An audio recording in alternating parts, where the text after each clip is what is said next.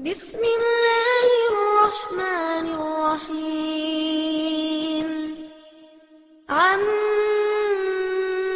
يتساءلون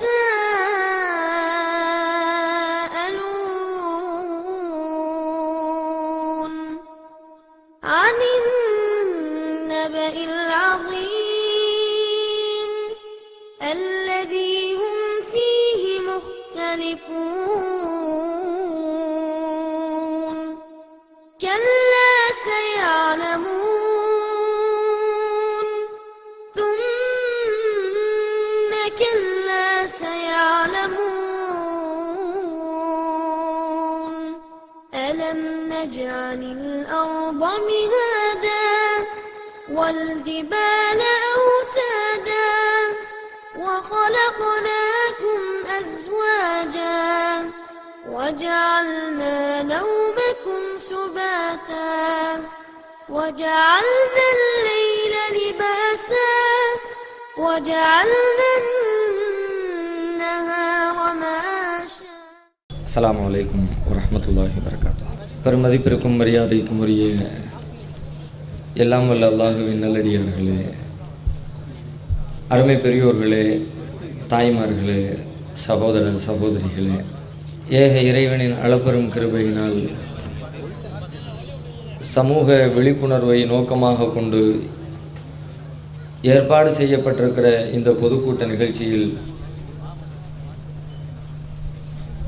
மறைக்கப்பட்ட வரலாறும் மறுக்கப்படும் உரிமைகளும் என்ற தலைப்பினை எனக்கு வழங்கியிருக்கிறார்கள். நாம் வாழுகிற இந்த நாடு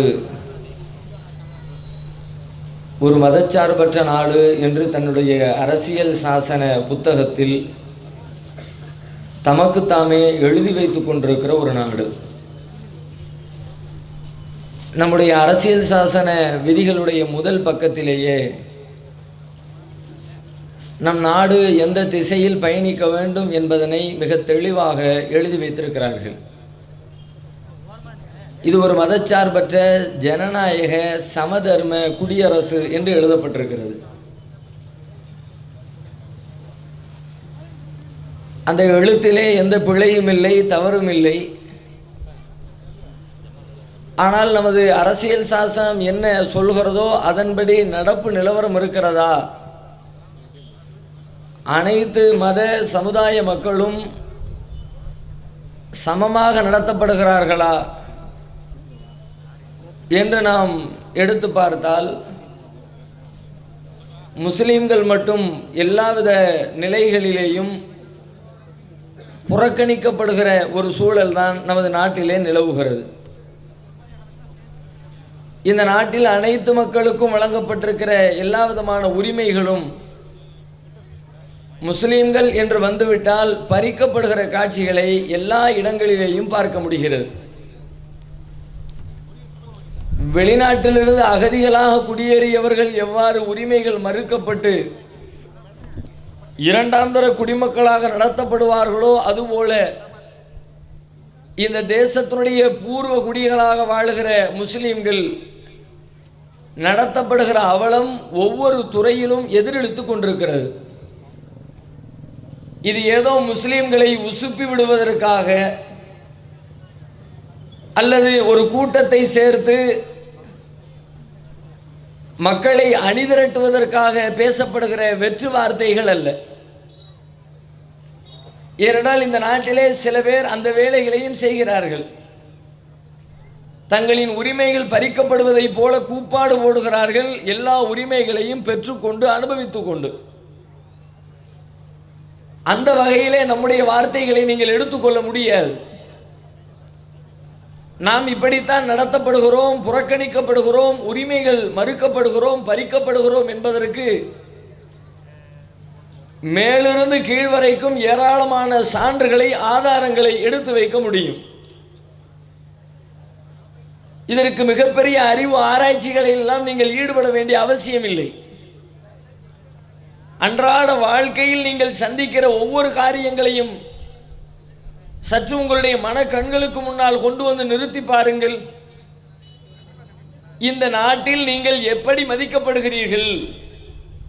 உங்களுடைய மத உரிமைகள் எவ்வாறு உங்களுக்கு வழங்கப்பட்டு கொண்டிருக்கிறது என்பதனை அறிந்து கொள்ள முடியும். சாதாரணமாக நாட்டிலே இருக்கிற அரசு அலுவலகங்களுக்கு நீங்கள் சென்று பாருங்கள். காவல்துறை அலுவலகமாக இருக்கலாம், பொதுப்பணித்துறை அலுவலகமாக இருக்கலாம், ஆட்சித்துறை கலெக்டருடைய அலுவலகமாக இருக்கலாம், ஒரு தாசில்தாருடைய அலுவலகமாக இருக்கலாம், அல்லது அரசு இயந்திரத்தினுடைய வேறு எந்த பிரிவாகவும் இருக்கலாம்.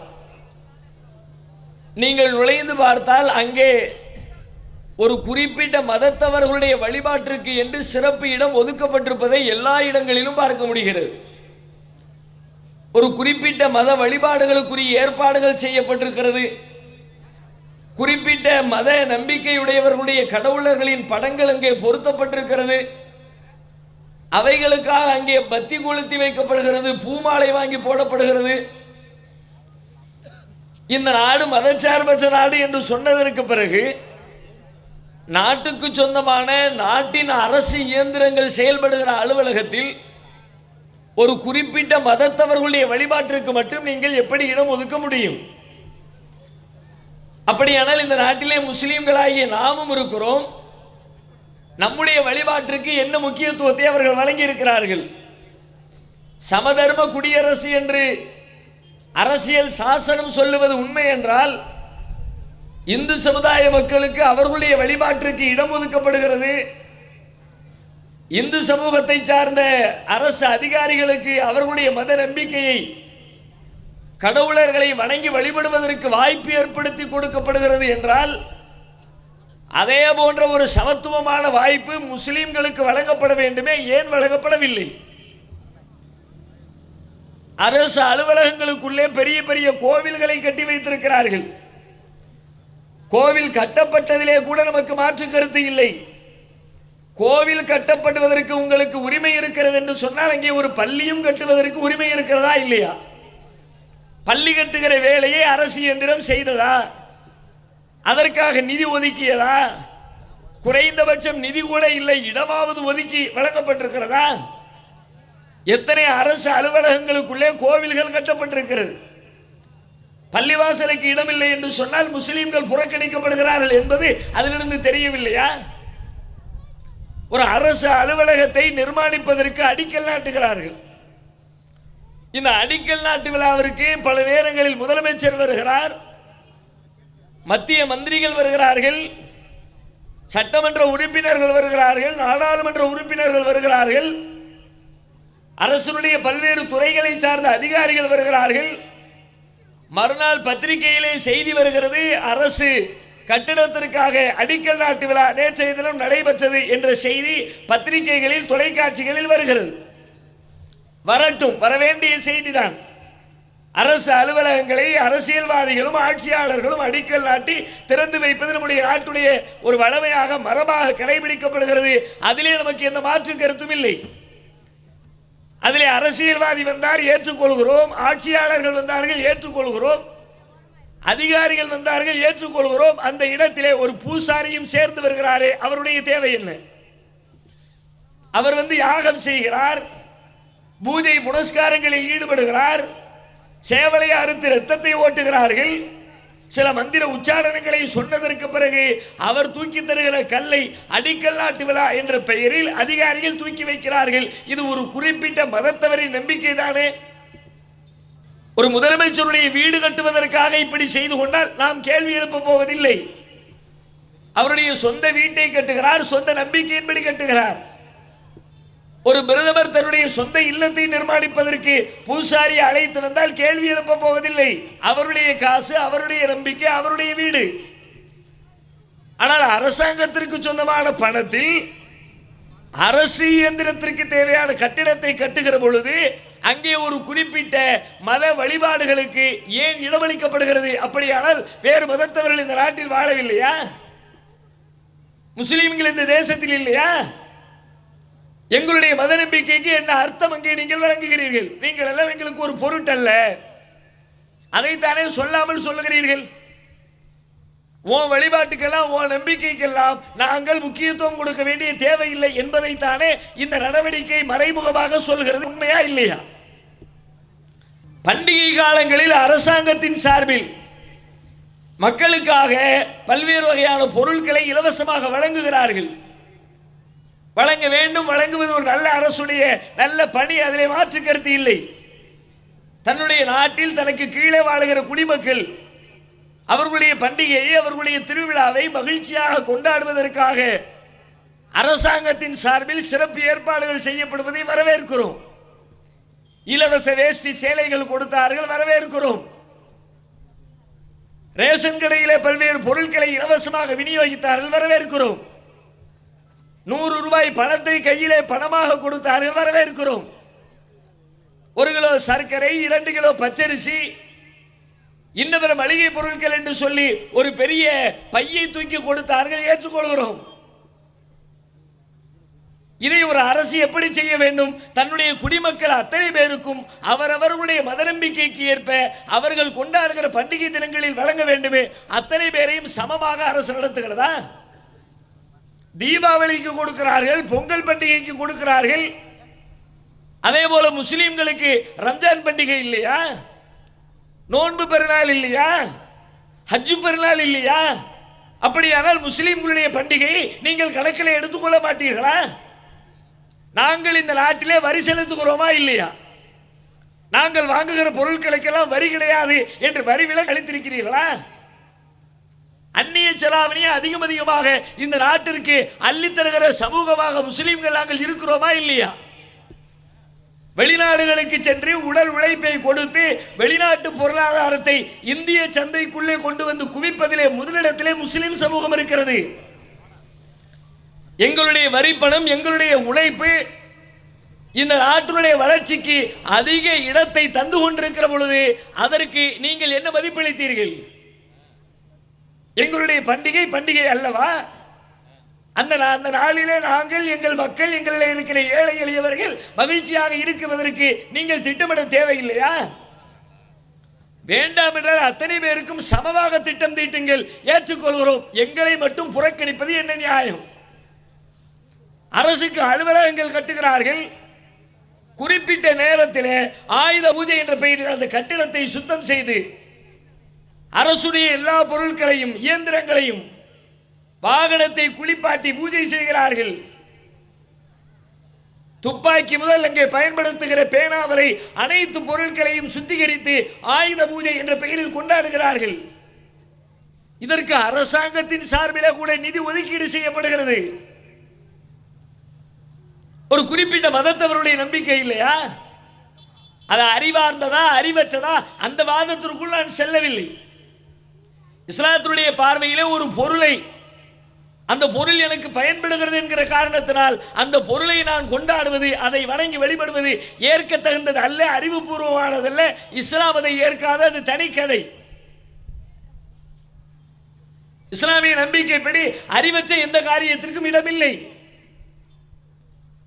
நான் படைத்த பொருள், என்னால் உருவாக்கப்பட்ட பொருள், நான் பயன்படுத்திய பொருள் எனக்கு பயன்படுகிறது என்ற ஒரே காரணத்திற்காக அதை நான் வணங்குகிற இடத்திலே கொண்டு போய் வைத்தால்,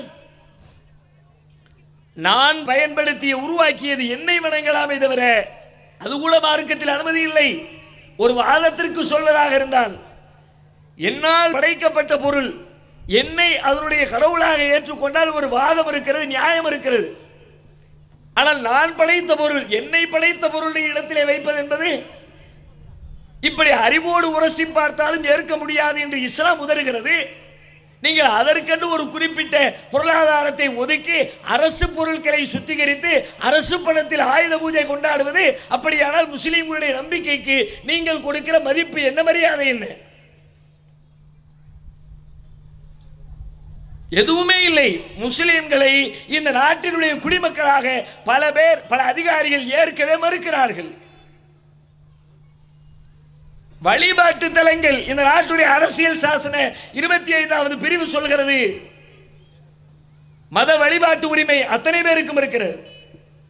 அவரவருடைய நம்பிக்கையை அவரவர் வெளிப்படுத்தலாம், கடைபிடிக்கலாம், பூரண சுதந்திரம் இருக்கிறது. அதற்காக கட்டிடங்களை உருவாக்கி கொள்ளலாம். முஸ்லிம்களாக இருக்கிறவர்கள் தாங்கள் நம்புகிற இறைவனை வணங்கி வழிபடுவதற்காக தங்களுடைய சொந்த பணத்தில், பட்டா பதிவு செய்யப்பட்ட சொந்த நிலத்தில் தங்களுடைய மக்களிடத்தில் வசூலிக்கப்பட்ட சொந்த பொருளாதாரத்தில் இறைவனை வணங்கி வழிபடுவதற்காக தங்கள் சமூகத்து மக்கள் வசிக்கிற ஒரு ஏரியாவிற்குள்ளே இறை இல்லத்தை கட்ட நிர்மாணித்தால் அதற்கு 1008 முட்டுக்கட்டைகள். பெரும்பான்மையினராக வாழுகிறவர்கள் அதை ஏற்றுக்கொண்டால் நீங்கள் பள்ளி கட்டலாம், அவர்கள் ஏற்க மறுத்தால் உங்களுக்கு பள்ளிவாசல் கட்ட அனுமதி கிடையாது என்று அதிகாரிகள் மறுக்கிறீர்களே. இதே போல நாங்கள் மறுத்தால் மற்றவர்களுடைய அந்த வழிபாட்டு தலத்தை கட்டவிடாமல் மறுப்பீர்களா? நம்முடைய பணம், நம்ம காசு, நம்ம நிலம், நம்ம ஏரியா, வேறு மக்கள் குடியிருக்காத பகுதி, பள்ளிவாசல்ல இருந்து பாங்கு சத்தம் வருது, எங்களுக்கு டிஸ்டர்ப் ஆயிருக்கும், எனவே இங்கே பள்ளிவாசல் கட்டக்கூடாது என்று ஒரு பெட்டிஷனை போட்டால் நீ கட்டாதே என்கிறார்கள். ஒரு அதிகாரி என்ன செய்ய வேண்டும்? நீ என்னடா சொல்ற? இந்த நாட்டில் அவனுக்கு ரைட்ஸ் இருக்கிறது. அவர் இந்த நாட்டு குடிமக்கள் மத வழிபாடுகளை, மத கட்டிடங்களை உருவாக்கி கொள்ள சட்டத்தில் இடம் இருக்கிறது. அவர்கள் என்ன ஆக்கிரமித்தா கட்டுகிறார்கள்? அடுத்தவன் நிலத்திலா கட்டுகிறார்கள்? எவனாவது எழுந்தால் தடியடி என்று சொல்லி எச்சரிக்க வேண்டிய அதிகாரிகள் பெட்டிஷனை வாங்கி கொண்டு முஸ்லிம்களை பேச்சுவார்த்தைக்கு அழைக்கிறார்கள். நீங்க இங்க பள்ளிவாசல் கட்டக்கூடாது. கொடுமை இல்லையா? இதே மாதிரியான வாதத்தை வேறு எந்த சமூக வழிபாட்டு தலத்திற்காக நீங்கள் சொல்வீர்களா? சொல்லி இருக்கிறீர்களா? நான் கேட்கிறேன். தமிழகத்திலே குறை சொல்வதற்காக சொல்லவில்லை, புரிந்து கொள்வதற்காக சொல்லுகிறேன். தமிழகத்திலே கட்டப்பட்டிருக்கிற கோவில்களில் எத்தனை கோவில்கள் சொந்த நிலத்தில், சொந்த பணத்தில், சொந்த இடத்தில் கட்டப்பட்டிருக்கிறது? நடு வீதிகளில் கட்டப்படவில்லையா? பேருந்து நிலையத்தில் கட்டப்படவில்லையா? பொது இடத்தை ஆக்கிரமித்து கட்டுகிறார்கள். அதற்கு எந்த மூச்சும் கிடையாது, பேச்சும் கிடையாது. சொந்த நிலத்திலே கட்டினார். ஏன் கட்டினாய்? அவன் கட்டக்கூடாது என்கிறான், எனவே கட்டாது. எந்த ஒரு நியாயம்? ஒரு பள்ளிவாசலுக்குள்ளே பிரச்சனை வருகிறது. 2 பேர் இருந்தால் 2 கருத்து இருக்கத்தான் செய்யும். 2 கருத்துக்கு இடமில்லை என்று சொன்னால் அங்கே மனிதர்களே இல்லை என்று பொருள். ஆடு மாடுகளா இருந்தா, மரம் மட்டைகளா இருந்தா 2 கருத்துக்கு வேலை இல்லை. 2000 மாமரம் இருந்தாலும் கருத்து வேறுபாடுக்கு வேலையே கிடையாது. ஏன்னா அது மரம், செடி, அறிவற்றது, சிந்தனையற்றது. மனுஷன் 2 பேர் இருந்தா 2 கருத்து இருக்கத்தான் செய்யும். ஏன்னா 2 பேருக்கும் தனித்தனி மூளை இருக்கிறது. முஸ்லிம்களுக்கு இடையிலே ஒரு கருத்து வேறுபாடு, அதை செய்யலாமா கூடாதா என்று ஒரு பிரச்சனை வெடிக்கிறது. காவல்துறை அதிகாரிகளுக்கு முன்னிலையிலே, வருவாய்த்துறை அதிகாரிகளுக்கு முன்னிலையிலே ஒரு பேச்சுவார்த்தை நடத்தி சுமூக முடிவுக்கு வரலாம் என்று பார்த்தால் 2 பேருக்கு இடையிலே சண்டை இருக்கிறது, கருத்து வேறுபாடு இருக்கிறது. அதை நீங்கள் தீர்த்து கொண்டு கோர்ட்டிலே இருந்து ஆர்டர் வாங்கி வருகிறவரை நாங்கள் பள்ளிவாசலுக்கு சீல் வைக்கிறோம் என்று சீல் வைக்கிறார்கள். எத்தனை பள்ளிவாசல்கள் சீல் வைக்கப்பட்டு பின்னர் திறக்கப்பட்டிருக்கிறது? 1 2? சரி, ஒரு வாதத்திற்கு நான் ஏற்றுக்கொள்கிறேன். 2 கருத்து வேறுபாட்டை களைவதற்கு சீல் வைத்தது உண்மை என்றால், இதே போல கருத்து வேறுபாடு வந்த அத்தனை இடங்களிலும் சீல் வைத்தீர்களா? ஏன் நம்முடைய தில்லையம்பலம் நடராஜருடைய கோவிலில் வரவில்லையா? ஆறுமுகனையினார் நான் உள்ளே நுழைவேன், தமிழிலே இறைவனை வழிபட போகிறேன் என்று அவர் உள்ளே நுழையவில்லையா? கட்டுக்கொட்டாக அவரை நீங்கள் தூக்கி வெளியேற்றவில்லையா? பல மாதங்கள், வருடங்கள் உச்ச நீதிமன்றத்திலே வழக்கு நடக்கவில்லையா?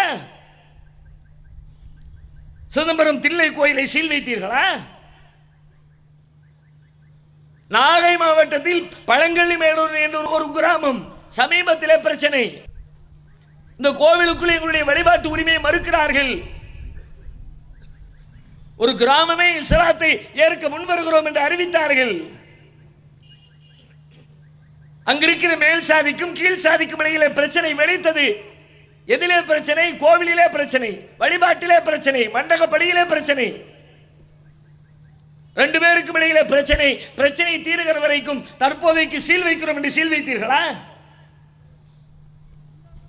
கோவில்களில் பிரச்சனை என்றால் நடக்கிற வழக்கு நடக்கட்டும், பிறகு தீர்ப்பு வந்த பிறகு என்னவென்று பார்த்துக் கொள்ளலாம். பள்ளிவாசல் பிரச்சனை என்றால் நடக்கிற வழிபாடு நடக்கக்கூடாது, இப்பொழுது சீல் வைப்போம், பின்னால் பார்த்துக் கொள்வோம். அதே பிளான் பாபர் மசூதியிலே உள்ள தூக்கி சிலையை வச்ச அன்னைக்கு சிலையை தூக்கி தூர போட்டுட்டு எவன்டா உள்ள வந்தது? 450 ஆண்டு கால பள்ளிவாசல், முஸ்லீம்களுடைய கரத்திலே பயன்பாட்டிலே இருக்கிற ஒரு பள்ளிவாசல், திடீரென்று ராமர் சிலையாம், லட்சுமணர் சிலையாம், சீதரின் சிலையாம், லத்திய சுழட்டி 4 பேரும் விளாசி இருந்தால் அன்றைக்கே பிரச்சனை தீர்ந்திருக்கும். என்ன செய்தார்கள்? பிரச்சனை வந்து விட்டது, சீல் வைப்போம், சீல் வைத்தார்கள். 50 ஆண்டு சீல் வைத்து விட்டு 92 இடித்து தகர்த்தார்கள். இடிச்ச பிறகு என்ன காரணம் சொன்னாங்க தெரியுமா? அது பள்ளிவாசல் தொழுகையே நடக்கலையே, தொழுகை நடக்காத இடத்தை தானே இடிச்சோம், தொலை உடலை நீ சீல் வச்சுட்ட, நீ இந்த பதிலை முன்னரே சொல்வீர்கள் என்று தெரிந்திருந்தால் அப்பமே எங்க அப்பா அம்மாட்ட ஆளை திரட்டிட்டு போய் பூட்டை உடைச்சி சீலை உடைச்சி உன் தீர்ப்புக்கு எங்கள் கால் தூசிக்கு சமானம் என்று அறிவித்திருப்பானே. இப்ப அறிவிச்சமே. 50 ஆண்டு 60 ஆண்டு 70 ஆண்டுகளில் நாங்கள் படித்த பாடம், மயிலே மயிலே இறகு போடணும், இறகு போடாது, புடிச்சு வச்சு உருவிடணும், புடிங்கிடணும். படித்திருக்கிறோம் பாடம். இதுவரைக்கும் எங்களுடைய நிலை ஒன்று, எங்களின் அறியாமை, முன்னோர்களின் பலகீனம், வரலாற்று திரிவு, உண்மை மறைப்பு, பல்வேறு காரணங்களால் எங்களிடமிருந்து எண்ணற்ற பல உரிமைகளை மறுத்தீர்கள், பறித்தீர்கள். 2016 இறைவனின் கிருபையினால் ஒரு புதிய தலைமுறை உருவாகி இருக்கிறது. நீங்கள் எந்த வழியில் வருகிறீர்களோ உங்களை அதே வழியில் சந்திக்க தயாரான கூட்டம் இருக்கிறது. நீதிமன்றத்தின் பெயரால் உள்ளே வருவீர்கள், பாருங்கள், அதே வழியில் நாங்களும் வருகிறோம், அறிவித்தோம். சட்டம், நீதிமன்றம், கோர்ட்டு என்றால் எல்லா பேரும் வாயை பொத்திடுமா என்பதற்காக ஒட்டகத்தை அறுப்பதற்கு இடைக்கால தடை விதித்தது சென்னை உயர் நீதிமன்றம். நாங்களும் ஒரு காலத்தில் அப்படித்தான் இருந்தோம். சட்டம் அல்லவா, நீதிமன்றம் அல்லவா, தீர்ப்பு சொல்லிவிட்டார்களே. ஏனென்றால் ஆட்சியாளர்களிடத்திலே போய் நின்றால் கூட அவர்களும் இந்த பதிலை தான் சொல்லுவார்கள், கோர்ட்டு சொல்லிடுச்சு, நாங்க என்ன பண்ண முடியும்னு. இந்த பருப்பு இனிமை இங்க வேகாது. கோர்ட்டில் அமர்ந்து சொன்னால், கருப்பு கோர்ட் அணிந்து சொன்னால், உங்கள் தீர்ப்புக்கு நாங்கள் கட்டுப்படுவோமா? நாங்கள் சட்டத்திற்கு கட்டுப்படுவோம், சட்ட விரோதத்திற்கு அல்ல என்று அறிவித்தோம். ஒட்டகத்தை அறுக்க கூடாது என்று சட்டவிரோதமாக தீர்ப்பளித்தீர்கள், நாங்கள் அறுக்கிறோம், முடிந்ததை செய்து பாருங்கள். தௌஹீத் ஜமாத் நம்முடைய அறிவிப்புக்கு இறைவனும் உதவி செய்தான். இறைவனின் கிருபையினால் நம்முடைய அறிவிப்பை நிறைவேற்றுகிற அருளை அல்லாஹ் நமக்கு தந்தான். நீ சொன்னதுக்கு சட்ட கிரவுண்ட் என்ன இருக்கிறது? ஒட்டகம் அறுக்கிறதுக்கு ஊர்ல இடம் இல்லை. எந்த ரூட்டில் எல்லாம் வருகிறார்கள் பாருங்கள். சட்டத்தில் இடமில்லை என்றால் எங்கேயாவது தேடி பிடிச்சி ஒரு காரணத்தை கொண்டு வருவான். அதுதான் முகநூலே ஒரு நண்பன் கேட்டிருந்தான், இந்தியாவிலே பல வீடுகளில் உண்ட உணவை கழிப்பதற்கு கழிவறை இல்லை, சென்னை உயர் நீதிமன்றம் தீர்ப்பளிக்குமா? கக்கூசு போக கூடாதுரா,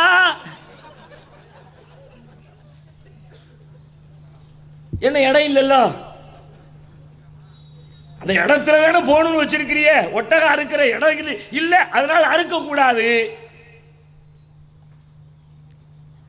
வெளியே அனுப்புற இடம் இல்ல, உள்ளே வச்சுக்கிற தீர்ப்பு சொல்லு பார்க்கலாம். நீ இது ஒரு சட்டம், சட்டம் படித்த ஒரு நீதிபதி சொல்லுகிற வார்த்தையா இது? கேட்டால் அவர் மேற்கோள் காட்டுகிறார். எதை மேற்கோள் காட்டுகிறார்? மிருகவதை தடை சட்டத்திலே குறிப்பிட்ட இடத்திலே தான் அறுக்க வேண்டும் என்ற ஒரு விதி இருக்கிறது. எனவே நான் சொல்லுகிறேன், அந்த இடம் இல்லை, நீங்கள் அறுக்காதீர்கள். அதே வரிக்கு அடுத்த வரியிலே 28வது பிரிவு என்ன சொல்கிறது? நான் சொன்ன, நாங்கள் எழுதி வைத்திருக்கிற இந்த விதி மத வழிபாடுகளுக்கு, மத நம்பிக்கையின் அடிப்படையில் கொடுக்கப்படுகிற பலிகளுக்கு இந்த சட்டம் பொருந்தாது என்று அடுத்த வரியிலே ஒரு விதி இருக்கிறது. அது உங்கள் பார்வைக்கு படவில்லையா? எத்தனை பச்சை முஸ்லிம் விரோத தீர்ப்பு! எப்படியாவது முஸ்லிம்களுடைய உரிமையை பறிக்க வேண்டும். இன்றைக்கு ஒன்றில் கை வைக்க வேண்டும், நாளைக்கு வேறொன்றில் கை வைக்க வேண்டும். எங்களை பொறுத்தவரை முஸ்லிம்கள் ஒட்டகத்தை தான் குர்பானி கொடுக்க வேண்டும் என்று கட்டாய விதிகள் இல்லை. ஆடுகளை வெளியிடலாம், மாடுகளை வெளியிடலாம், ஒட்டகங்களை வெளியிடலாம். எது கிடைக்கிறதோ அதை யாரு என்று மார்க்கம் சொல்லுகிறது. அப்படித்தான் நாங்களும் செயல்பட்டுக் கொண்டு வந்தோம். நீங்கள் தீர்ப்பளித்தீர்கள் ஒட்டகத்தை பலியிடக் கூடாது என்று. வெளியூரிலிருந்து யாரோ ஒருவரும் இருவரும் ஓட்டி வந்து ஒட்டகம் கொடுத்து கொண்டிருந்த குர்பானி இன்றைக்கு உங்களுடைய தீர்ப்பால் பல மடங்கு பல்கி பெருகி இருக்கிறது. தீர்ப்பா சொல்ற தீர்ப்பு சட்டவிரோத தீர்ப்பு. கூட்டிட்டு வர பாரு, தடுத்து பாரு, தெரியும் அதனுடைய எதிர்விளைவு என்ன தெரியும். நீதிமன்றத்தை அவமதித்து விட்டீர்கள், கோர்ட் தீர்ப்பை மதிக்கிற, அதற்காக உங்கள் மீது நடவடிக்கை எடுக்கிறோம் என்று வழக்கு தொடுப்பீர்கள். போடுங்க, போட்டு விட்டார்கள். வழக்கு போடப்பட்டு விட்டது. நம்முடைய மக்கள் மீது வழக்கு பதிவு செய்யப்பட்டு விட்டது. அதை சட்டப்படி எதிர்கொள்ள நாங்கள் தயார். தெரிஞ்சுதானே செஞ்சோம். நீ எந்த ரூட்ல வருவேன்னு வா, பார்த்துக்கலாம். உள்ள வைப்பீங்களா, வைங்க. எந்த தியாகத்திற்கும் தயார் என்ற உணர்வோடு தான் நாங்கள் களத்திற்கு வந்திருக்கிறோம். குட்ட குட்ட குனிந்து கிடக்கிற சமுதாயம் முட்டாள் சமுதாயம் என்ற பழமொழி சொல்லும். இத்தனை ஆண்டுகள் குனிந்து விட்டோம். உரிமைகள் பறிக்கிற நேரத்திலே வாய் திறந்து சொல்ல முடியாமல் ஏற்றுக்கொண்டோம். கண்களில் கண்ணீரை அடக்கிக் கொண்டோம். உள்ளத்துடைய குழப்பங்களை சகித்துக் கொண்டோம். இனிமேல் கொண்டு உங்களுடைய உரிமை பறிப்பு வேலைகள் எங்களிடத்தில் செல்லுபடி ஆகாது என்கிற வகையிலே மிக தெளிவாக சட்ட புரிதலோடு, நடைமுறை புரிதலோடு, அரசாங்கத்துடைய நடவடிக்கை புரிதலோடு களத்திற்கு வந்துவிட்டோம். நீங்கள் எப்படி திட்டமிடுகிறீர்கள் அதையும் நாங்கள் அறிகிறோம். பாம்பின் கால் பாம்பறியும் என்பார். நீ ஒரு ஸ்டெப் எடுத்து வைக்கும் போது அடுத்த ஸ்டெப் எப்படி இருக்கும் இறைவனின் கிருபையினால் நாங்கள் யூகிக்கிறோம். மதுரையிலே ஒரு சிறு கிராமம், ஒதுக்குப்புறத்தில் இருக்கிற ஒரு பகுதி,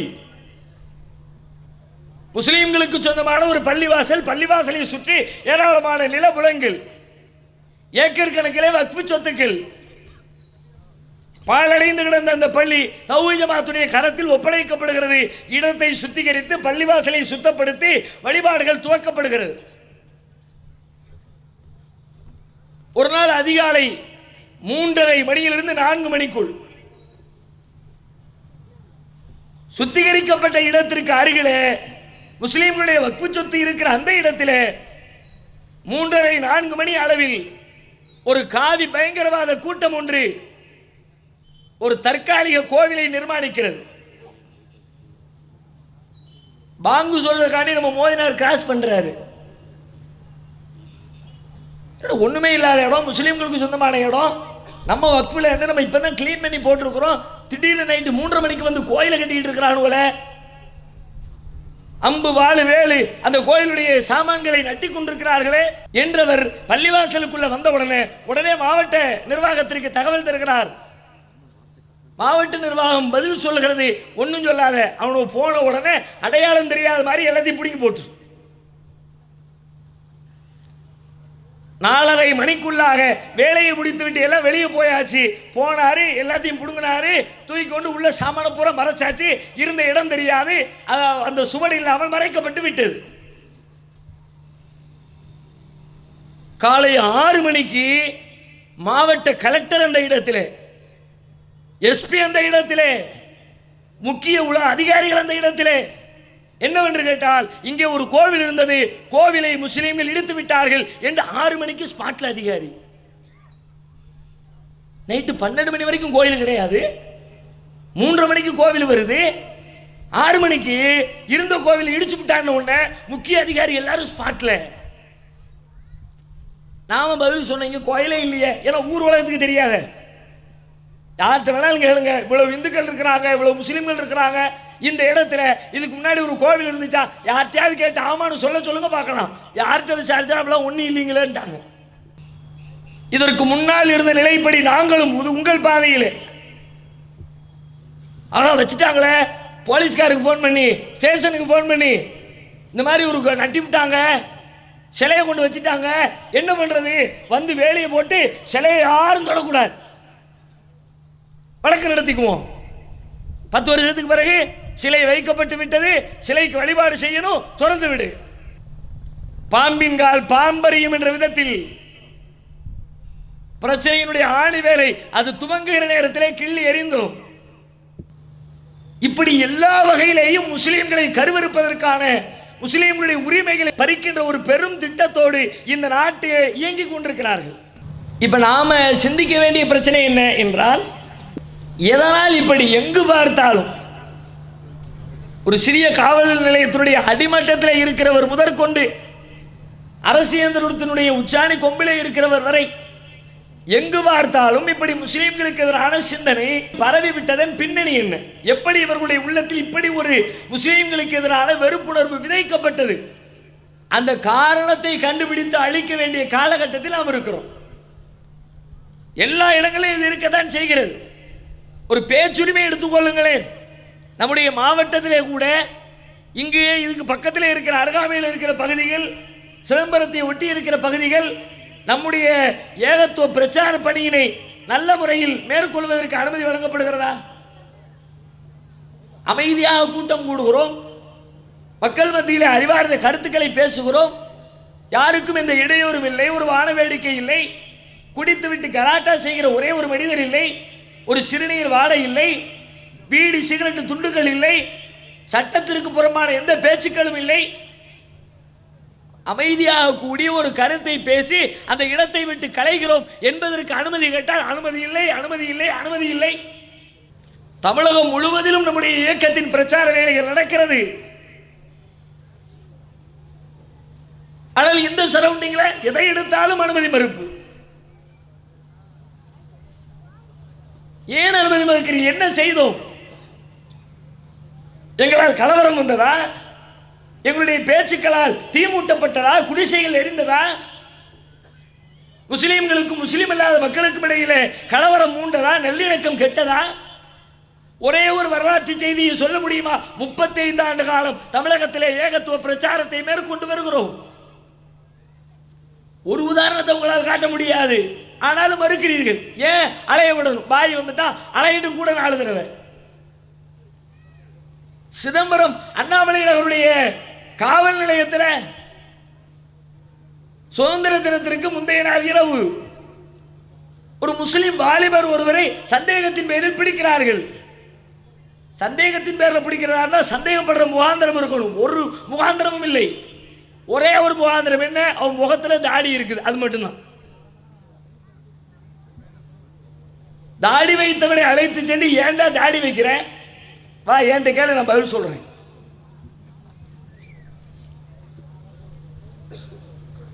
நான் தாடி வச்சா உனக்கு என்ன செய்யுது? ஏன் தாடி வைக்கிற? ஏன் ஒரு கடவுளை கும்பிடுற? நான் சொல்றேன் விளக்கம். விளக்கென்ன நான் சொல்றேன், வா. அந்த எஸ்ஐயை நான் கூப்பிடுறேன், நீ வா மேடைக்கு வா. நான் அடிக்கல, நான் விளக்கம் சொல்லத்தான் கூப்பிடுறேன், திட்டல. நைட்டு 12 மணிக்கு ஒரு முஸ்லிம் சிறுவன் வாலிபன் ஒருவனை தாடி வைத்திருக்கிறார் அழைத்து, ஏன் தாடி வைக்கிற?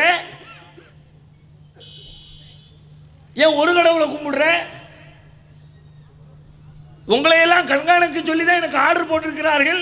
யார? முஸ்லிம்களை கண்காணிக்க சொல்லி அவருக்கு ஆர்டராம். பாகிஸ்தானுக்கு போக வேண்டியதானே? நீ போ, உன் பெட்டி படிக்க கேட்டி நீ போ. நாங்க ஏண்டா போகணும்? நாங்கள் இந்த நாட்டுடைய பூர்வ குடிமக்களா. நான் பிறந்தது இங்கே, என் தகப்பன் பிறந்தது இங்கே, என் பாட்டன் பிறந்தது இங்கே, என் மூதாதையை பிறந்தது இங்கே. பிறந்தது, வாழ்ந்தது, வசிப்பது, மரணிப்பது, செத்த பிறகு இந்த மண்ணிலே புதையுண்டு போகிற அளவிற்கு மண்ணோடு மண்ணாக வாழ்ந்து கொண்டிருக்கிற எங்களை பார்த்து பாகிஸ்தானுக்கு போகணுமா? அப்படி போகணும்னா 1947 பிரிட்டிஷ்காரன் பிரிச்சு கொடுத்தான அப்பவே போயிருக்க மாட்டோமா? எங்கள் மண் இது, எங்கள் தேசம் இது, நாங்கள் வாழ்ந்த பூமி இது. எங்கள் முன்னோர்கள் உருவாக்கிய தேசம் இது. எவ்வளவு கடுமையான வார்த்தை பிரயோகம்! காவி சிந்தனை புறையோடி போயிருக்கிறது. பாகிஸ்தான் எடுத்ததுக்கு பாகிஸ்தான் தேசபக்தியற்றவர்கள், பாகிஸ்தான் ஆதரவாளர்கள். தேசபக்தி இலக்கணம் தெரியுமா உனக்கு? தேசபக்தினா என்ன? இந்த நாட்டுடைய அரசியல் சட்டத்தை மதிப்பது, நாட்டிற்கு ஒரு கேடு என்றால் தன்னுடைய உயிரையும் கொடுப்பதற்கு முன் வருவது, அதுவே தேசப்பற்று. நான் கேட்கிறேன், இந்த நாட்டிற்கு ஒரு கேடு என்று வருகிற பொழுது இந்த காவி கூட்டம் வந்ததா? தனியார் தொலைக்காட்சி நிகழ்ச்சியிலே ஒரு பெண்மணி கேள்வி எழுப்புகிறார். பரிவார கூட்டங்களை பார்த்து கேட்கிறார், இந்த நாடு ஆங்கிலேயர்களிடம் அடிமைப்பட்டு கிடந்த நேரத்தில் அதை விடுதலை பெற செய்வதற்காக போராடிய உங்களின் மூதாதையர்களின் ஒரே ஒருவருடைய பெயரை சொல் பார்க்கலாம். மிக தெளிவான கேள்வி. விவாதிப்பதற்கு எனக்கு வழங்கப்பட்டிருக்கிற நேரத்தையும் சேர்த்து உனக்கு நான் தந்துடுறேன். ஒரு ஆளை சொல்லு. உன் கூட்டத்தில் இருந்து ஒரே ஒருத்தன் தேச விடுதலைக்காக வேண்டி பாடுபட்டா, உயிர் கொடுத்தா, பொருள் கொடுத்தா, ஒருத்தனை சொல்லு. கேள்வி கேட்டா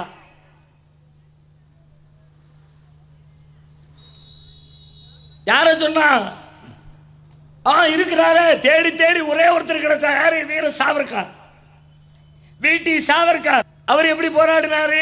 அந்தமான் ஜெயிலுக்குள்ள தூக்கி உள்ள வச்ச உடனே மன்னிப்பு கடிதம் எழுதி கொடுத்து விட்டு, ஆங்கிலேயர்கள் இனிமேல் உங்களுக்கு எதிராக நான் போரிட மாட்டேன், சண்டைக்கு வரமாட்டேன், மாற்று கருத்துக்களை பரப்ப மாட்டேன், என்னுடைய இயக்கத்திலே பல்லாயிரக்கணக்கான தொண்டர்கள் இருக்கிறார்கள், அவர்களை உங்களுக்கு ஆதரவாக நான் செயல்பட வைப்பேன், தயை கூர்ந்து என்னை நீங்கள் வெளியே அனுப்ப வேண்டும் என்று மன்னிப்பு கடிதம் எழுதி கொடுத்து விட்டு வெளியே வந்த ஒரு கோழை தான் நாட்டு விடுதலைக்காக பாடுபட்டதாக சொல்வதற்கு அவர்களுக்கு கிடைத்திருக்கிற ஒரே ஒரு ஆள். முஸ்லிம்களுடைய வரலாற்றை புரட்டு. ஒன்றா இரண்டா?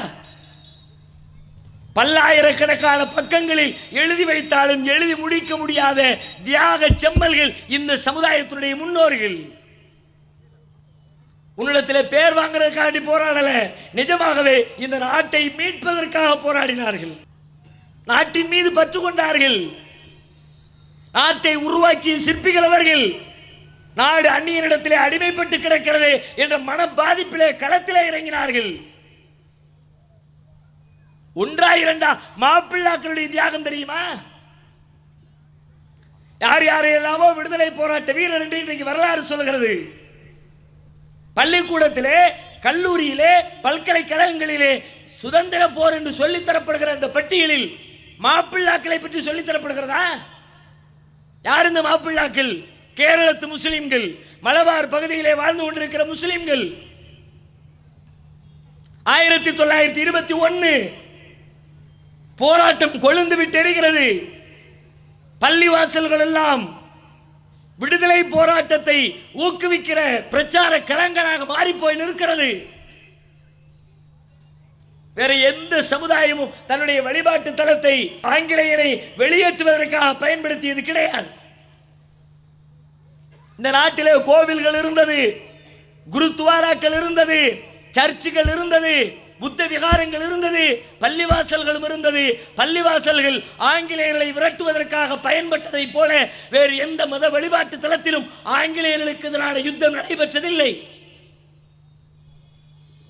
வெள்ளிக்கிழமை ஜும்மா மேடைகளை ஆங்கிலேயர்களுக்கு எதிராக பயன்படுத்தினார்கள் முஸ்லிம் ஆலிம்கள், உலமாக்கள். ஜும்மா முடிந்தது, ஆங்கிலேயரை விரட்டுவதற்காக உயிர் தியாகம் செய்யுங்கள் என்று உசுப்பேற்றப்பட்ட முஸ்லிம்கள் வெளியிலே வருகிறார்கள். கையிலே கிடைக்கிற பொருட்களை, கற்களை, கம்புகளை, தடிகளை தூக்கி கொண்டு ஆங்கிலேய அதிகாரிகளை தாக்குகிறார்கள். பெரிய கலவரம். பல ஆங்கிலேயர்கள் கொல்லப்படுகிறார்கள். காவல் நிலையம் தீ வைத்து கொளுத்தப்படுகிறது. வெளியூர்ல இருந்து ஆங்கிலேய மிலிட்டரியை கொண்டு வந்து இறக்குறான் கலவரத்தை அடக்கிறதுக்கு. பெரும் படை வருகிறது. மாப்பிள்ளாக்களுடைய கிளர்ச்சி அடக்கப்படுகிறது.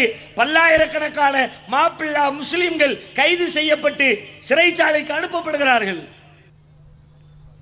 எதில் அனுப்பப்படுகிறார்கள் தெரியுமா? கூட்ஸ் வண்டிகளே, பொருட்கள் ஏற்றி செல்லக்கூடிய ரயில் கூட்ஸ் வண்டிகளே. 50 பேர் 100 பேரை கொள்ளுகிற இடத்திலே 500 பேர் 600 பேரை உள்ளே தள்ளி கதவை சாத்துகிறார்கள்.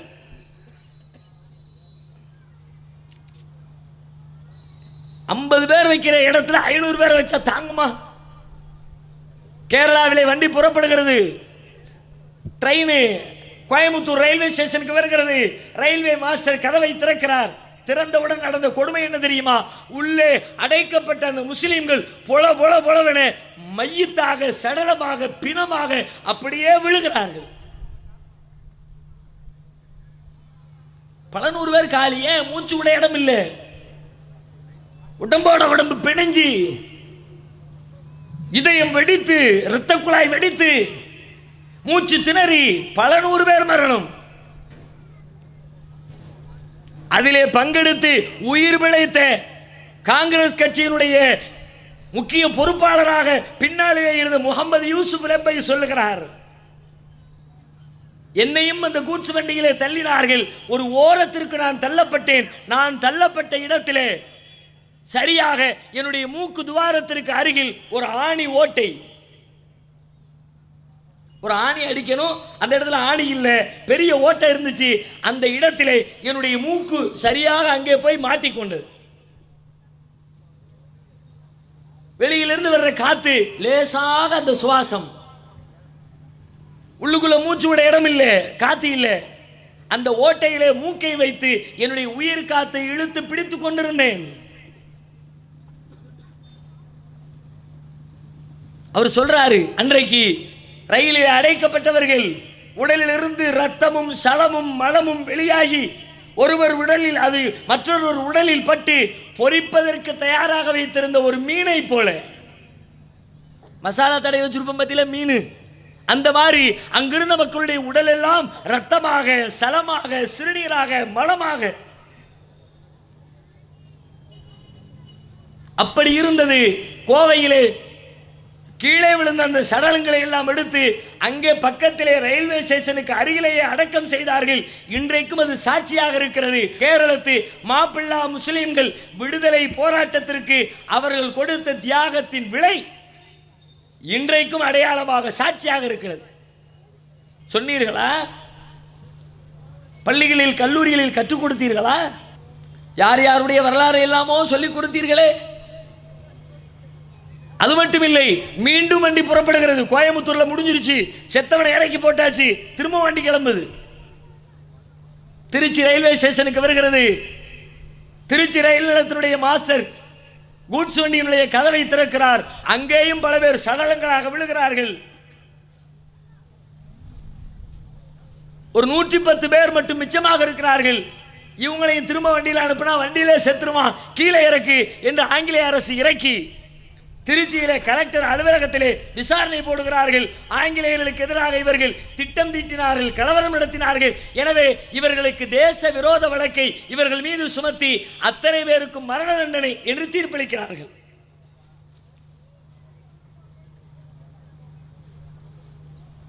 கேரளத்து மாப்பிள்ளை முஸ்லிம்கள், திருச்சியில் இருக்கிற முஸ்லிம்கள் ஒன்று கூடுகிறார்கள். ஆல்ரெடி இவ்வளவு பேர் இறந்துட்டாங்க, இன்னும் 100 லட்சம் பேர் இருக்கிறாங்க. ஆங்கிலேய அரசு அவர்களை தூக்கிலே போட போகிறது, வேறு வழி இல்லை, அதை தடுக்க முடியாது.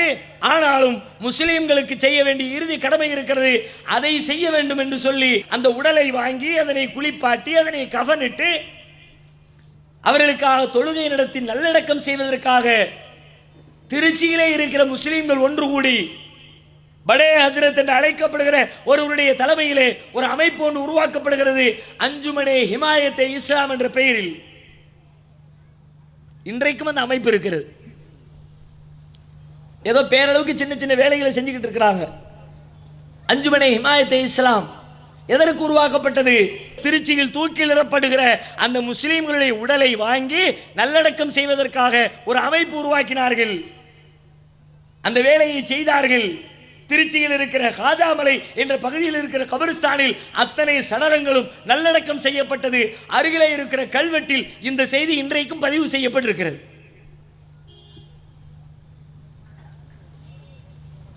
கேரளால இருந்து கிளம்பி வர்றாங்க சொந்தக்காரங்க எல்லாம். இப்படி திருச்சியில் ஆட்களை எல்லாம் இறக்கிட்டாங்களாம். வழக்கு நடக்க போதுதான். நம்ம குடும்பத்தார் அண்ணன் தம்பிமார்களை நம்மளால மீட்டெடுக்க முடியுமான்னு பார்ப்போம் அப்படின்னு கேரளாவில் இருந்து குடும்பத்தார்கள், பெண்கள், குழந்தைகள் அங்கிருந்து புறப்பட்டு வருகிறார்கள். வந்து பார்த்தால் சடலங்கள் தான். உயிரை காப்பாற்ற முடியல, எல்லாம் மௌத்தா போயாச்சு. வந்தவர்கள் திரும்பி செல்ல மனமில்லை. அப்படியே திருச்சியிலேயே தங்கி விடுகிறார்கள். இன்றைக்கும் அந்த குடும்பங்கள் திருச்சியிலே வசித்துக் கொண்டிருக்கின்றன. வாரிசுகள், கொல்லப்பட்டவருடைய வாரிசுகள் அதனுடைய நிகழ்கால சாட்சியாக இன்றைக்கும் திருச்சியிலே வாழ்ந்து கொண்டிருக்கிறார்கள். 1921 வரலாறு நான் கேட்கிறேன். இந்த வரலாறு இந்த சமூகத்திற்கு சொல்லப்பட்டதா? வரலாற்றை சொல்வதிலே எப்படிப்பட்ட துரோகம், எப்படிப்பட்ட அநியாயம்! யார் யாரையெல்லாமோ வரலாற்று நாயகன் என்று சித்தரித்தீர்களே, மாப்பிள்ளாக்களுடைய தியாகம் உங்களுக்கு வரலாறாக தெரியவில்லையா? தியாகமாக தெரியவில்லையா? ஒரே ஒரு ஒற்றை வரியிலாவது மாப்பிள்ளாக்களின் தியாகத்தை பள்ளிக்கூடத்து பிள்ளைகளுக்கு சொல்லிக் கொடுத்தீர்களா?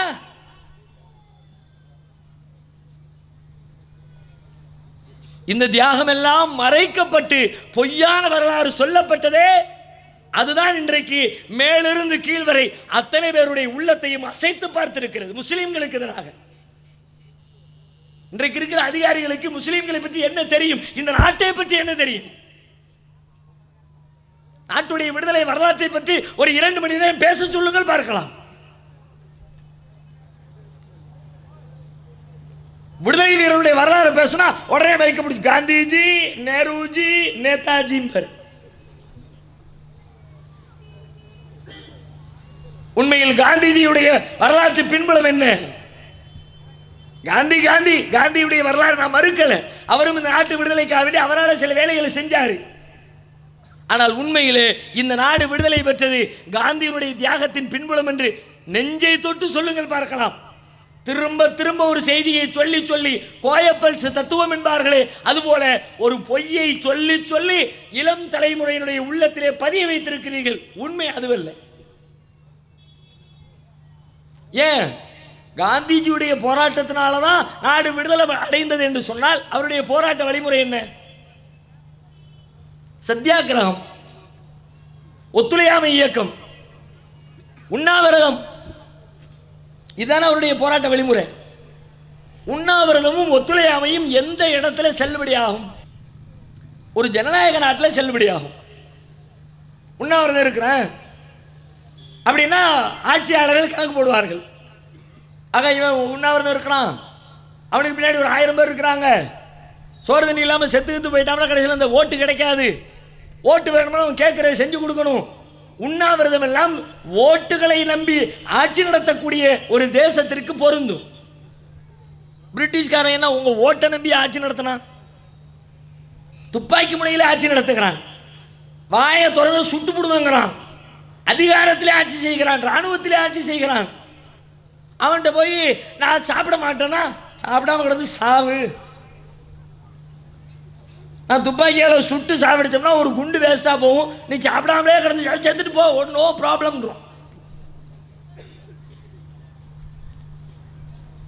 பிரிட்டிஷ்காரன் நாட்டை விட்டு ஓடணும்னா எதுக்கு ஓடுவான்? பயப்படணும்.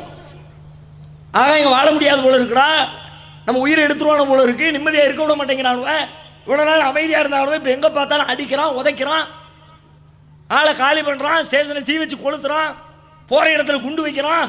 வேணாம்பா உயிரை காப்பாற்றிக்குவோம் என்கிற பயம் வந்தால் மட்டும்தான் இந்த நாட்டை விட்டு ஓடி இருப்பார்களே தவிர, சாப்பிடாம இருக்கிறேன், உண்ணாவிரதம் இருக்கிறேன், ஒத்துழையாமை இருக்கிறேன், கண்டிப்பாக நாட்டை கொடுத்திருக்க மாட்டான்.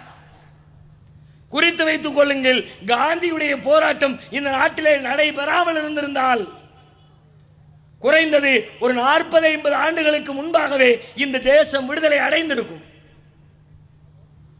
அவர் வந்த பிறகு அவனுக்கு வசதியா போச்சு, போராட்ட வழிமுறை மாறிடுச்சு, அடிக்கிற உதைக்கிறவனுடைய எண்ணிக்கை எல்லாம் குறைஞ்சு போச்சு.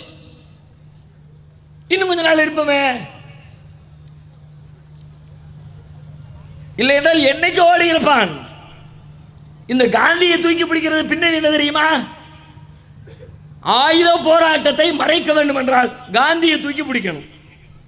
ஆயுத போராட்டத்தை ஏன் மறைக்கணும்? ஆயுத போராட்டம் என்ற வரலாற்றை திறந்தால் அதிலே எந்த பக்கத்தை எடுத்தாலும் முழுக்க முழுக்க முஸ்லிம்களுடைய போராட்ட வரலாற்றை தவிர வேறு யாரும் அதற்கு சொந்தம் கொண்டாட முடியாது என்கிற அளவிற்கு முஸ்லிம்கள் அளப்பரிய தியாகத்தை செய்திருக்கிறார்கள். மாப்பிள்ளாக்கள் ஆயுத போராட்டம் எத்தனை பேரை சொல்றதுங்கிறிய? முதல் இந்திய சுதந்திர போர் நம்முடைய வரலாற்று பாடங்கள் சொல்லிக் கொடுக்கிற முதல் இந்திய சுதந்திர போர் இது 1857ஆம் ஆண்டு நடைபெற்ற ராணுவ போராட்டத்தை, சிப்பாய்களின் புரட்சியை முதல் இந்திய சுதந்திர போர் என்று வரலாறு சொல்கிறது. அந்த போரை துவக்கியது யார்? அதை நடத்தியது யார்? அதனால் பாதிக்கப்பட்டது யார்? அதை ஊக்குவித்தது யார்? முழுக்க முழுக்க முஸ்லிம்கள். ஆனா ஆச்சரியம் என்ன தெரியுமா? முதல் இந்திய சுதந்திர போருங்க முஸ்லிம்களை பத்தி வாயை திறக்க மாட்டேங்கிறான். என்னென்னலாமோ கதை விடுறான். துப்பாக்கியில தான் பிரச்சனை ஆரம்பிக்குது. முதல் இந்திய சுதந்திர போருங்கிறது துப்பாக்கியில ஆரம்பிச்சது. இங்கிலாந்துல என்ஃபீல்டுங்கிற இடத்துல ஒரு துப்பாக்கி தயார் பண்றான். அந்த துப்பாக்கிக்குள்ள தோட்டாவை போடணும்னா அந்த குண்டை பல்லால் கடித்து இழுத்து விட்டு தான் துப்பாக்கிக்குள்ள பொருத்த முடியும். அந்த கடிக்கிற இடத்துல வலுவழுப்பா இருக்கணும்ன்றதுக்காண்டி ஒரு கொழுப்பு தடவி இருக்கிறான். என்ன கொழுப்புன்னு கேள்வி வருது. சில பேர் சொன்னாங்க இது மாட்டு கொழுப்புன்னு. உடனே சில இந்துக்கள் என்ன சொன்னாங்க, இந்து ராணுவ வீரர்கள் மாட்டு கொழுப்பா, அதை நாங்கள் வாயில் வைக்க மாட்டோம், மாட்டை நாங்கள் புனிதமாக கருதுறோம், எனவே நாங்கள் இந்த துப்பாக்கியை தொடமாட்டோம் என்றார்கள். இன்னும் சில பேர் சொன்னா இல்லை இல்லை அது பன்னி கொழுப்புன்னா. உடனே முஸ்லீம் வீரர் பன்னி கொழுப்பா நாங்கள் வாயில் வைக்க மாட்டோம்ட்டான். பிரச்சனை கிளம்புது. பிரிட்டிஷ்காரன் பார்க்கலாம், என்னடா இது தேவையெல்லாம் பிரச்சனை பண்றிய அப்படின்னு ஒரு 89 பேரை பிடிச்சி ஜெயிலில் போட்டுறான். துப்பாக்கியை பயன்படுத்த மாட்டோம் என்று சொன்ன 89 ராணுவ சிப்பாய்கள் சிறையில் அடைக்கப்படுகிறார்கள். மற்ற எல்லா சிப்பாய்களுக்கும் கோபம் வருகிறது. நம்முடைய மத நம்பிக்கையை ஏற்க மறுக்கிறார்களே, இவர்களிடத்திலே நாம் சிப்பாயாக பணிபுரிய வேண்டுமா என்று சொல்லி ஆங்கிலேயர்களை எதிர்த்து ராணுவ வீரர்கள் எல்லாம் போராட்டத்திலே குதிக்கிறார்கள். சிறை கம்பிகளை உடைக்கிறார்கள். கைது செய்யப்பட்டவர்களை வெளியேற்றுகிறார்கள். போராட்டம் வெடித்து பல்வேறு ஊர்களுக்கு பரவுகிறது. அந்த போர் தான் முதல் இந்திய சுதந்திர போர்.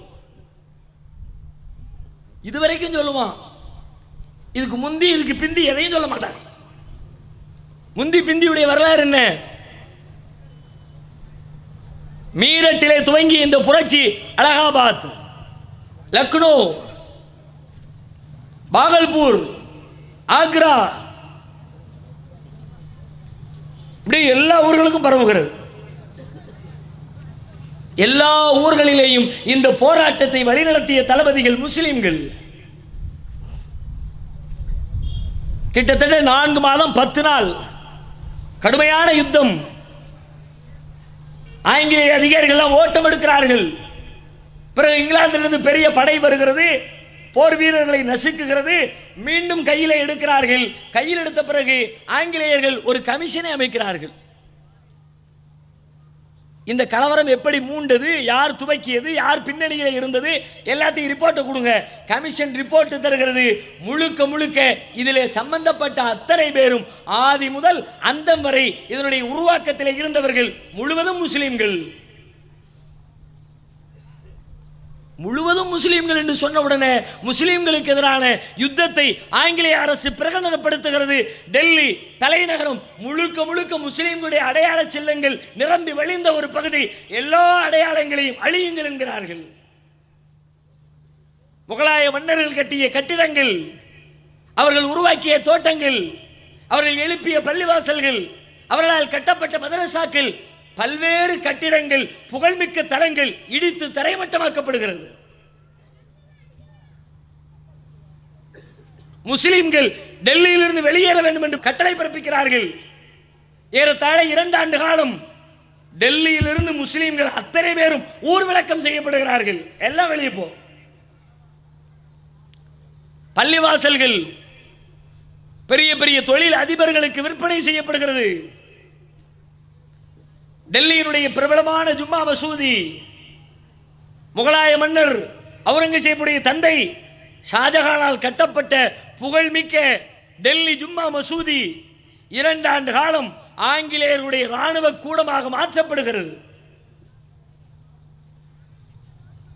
டெல்லி ஜும்மா மசூதியில 2 வருஷம் தொழுகை கிடையாது, இஸ்லாமிய வழிபாடுகள் கிடையாது, பெரிய இடமா இருக்குது, நல்ல பயன்படுத்திக்குவோம். ஆங்கிலேயர்களுடைய ராணுவ கூடம். எந்த சமூகமாவது இப்படி சொந்தம் கொண்டாட முடியுமா? இப்படிப்பட்ட தியாகம் வேறு எந்த சாதி மதம் செய்தது சொல்லுங்கள் பார்க்கலாம். நான் சவால் விட்டு கேட்கிறேன், வரலாற்று வாசகன் அடிப்படையில் கேட்கிறேன். பல்லாயிரக்கணக்கான பக்கங்களில் முஸ்லிம்களுடைய தியாகத்தை இப்படி தொகுக்க முடியும்? இதுபோல ஒரு தியாகத்தை, தங்களுடைய வழிபாட்டு தலத்தை எல்லாம் அந்நியர்களுக்கு தாரை வார்த்து கொடுத்து விட்டு ஊரை விட்டு வெளியேற்றப்பட்ட ஒரு வரலாற்றை ஒரே ஒரு சமூகம் எங்களுக்கும் அப்படிப்பட்ட வரலாறு இருக்கிறது என்று சொல்ல முடியுமா? பாவிகளா, இப்படிப்பட்ட தியாகிகளை 70 ஆண்டுகளில் தேச துரோகிகளாக மாற்றிவிட்டார்களே, தேசத்தின் பற்றற்றவர்களாக மாற்றிவிட்டார்களே, 2ஆம் தர குடிமக்களாக மாற்றிவிட்டார்களே. வேறு யாருக்கும் இல்லாத உரிமை நமக்கு இருக்கிறது. சும்மா போற போக்கில் சொல்றது இல்லை, ரத்தம் சிந்தி இருக்கிறோம். ஏன் இவ்வளவு தூரம் பாடுபட்டோம் தெரியுமா? இந்த நாட்டை உருவாக்குனதே நாம தான். அதனால தான் நம்ம முன்னோர்கள் ஆங்கிலேயன் கையில கொடுத்துட கூடாதுங்கிறது அவ்வளவு வெறி.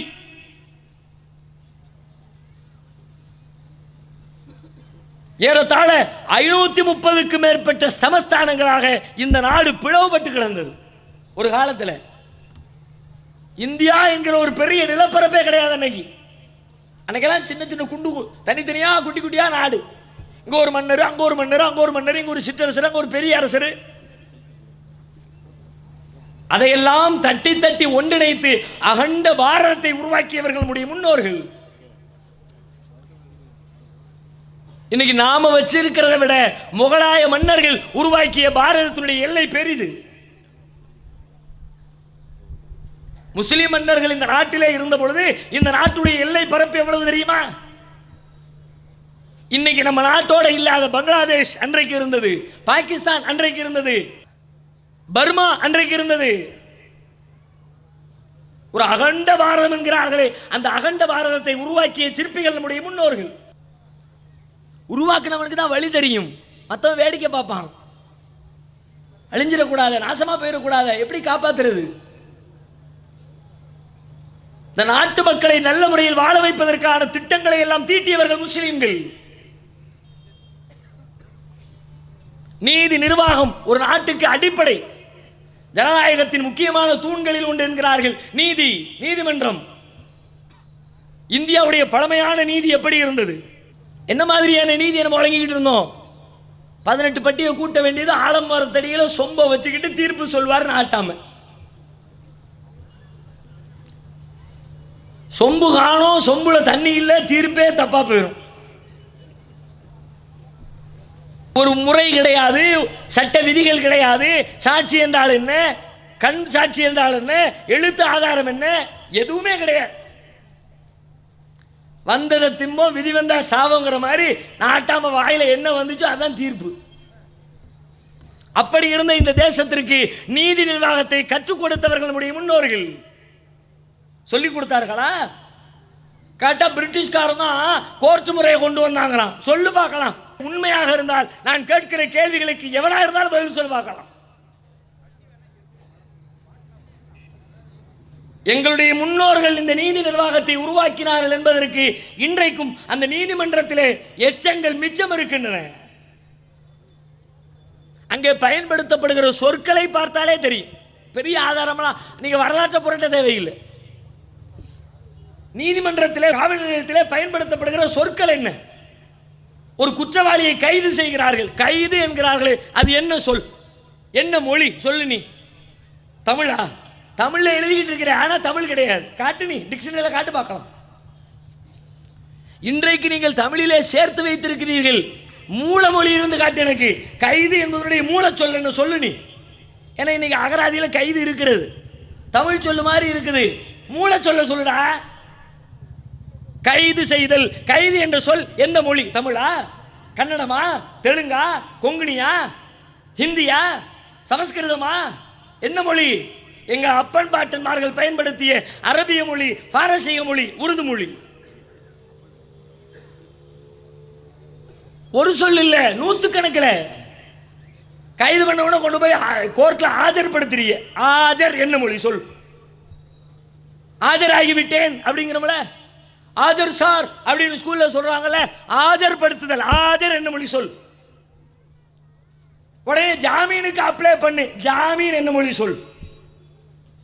நீதிபதி வாய்தா போட்டுட்டார், வாய்தா என்ன சொல்? இன்னும் நாட்கள் பாக்கி இருக்கிறது, பாக்கி என்ன சொல்? சொல்லு நீ. பாக்கி எங்க இருந்து வந்துச்சு? வாய்தா எங்க வந்துச்சு? ஆஜர் எங்க வந்துச்சு? ஜாமீன் எங்க வந்துச்சு? இதுக்கெல்லாம் சேர்த்து வக்கீல கூப்பிடுறிய, வக்கீல் என்ன சொல்? என்னத்தான் இவன் வழக்கறிஞர் வழக்கறிஞர்னு விளக்கெண்ணெய் ஊத்தி விளக்கி கொடுத்தாலும் வாயில வரமாட்டு. வக்கீல கூப்பிடுங்க. எங்க அப்பன் பேட்டன் தந்ததுரா.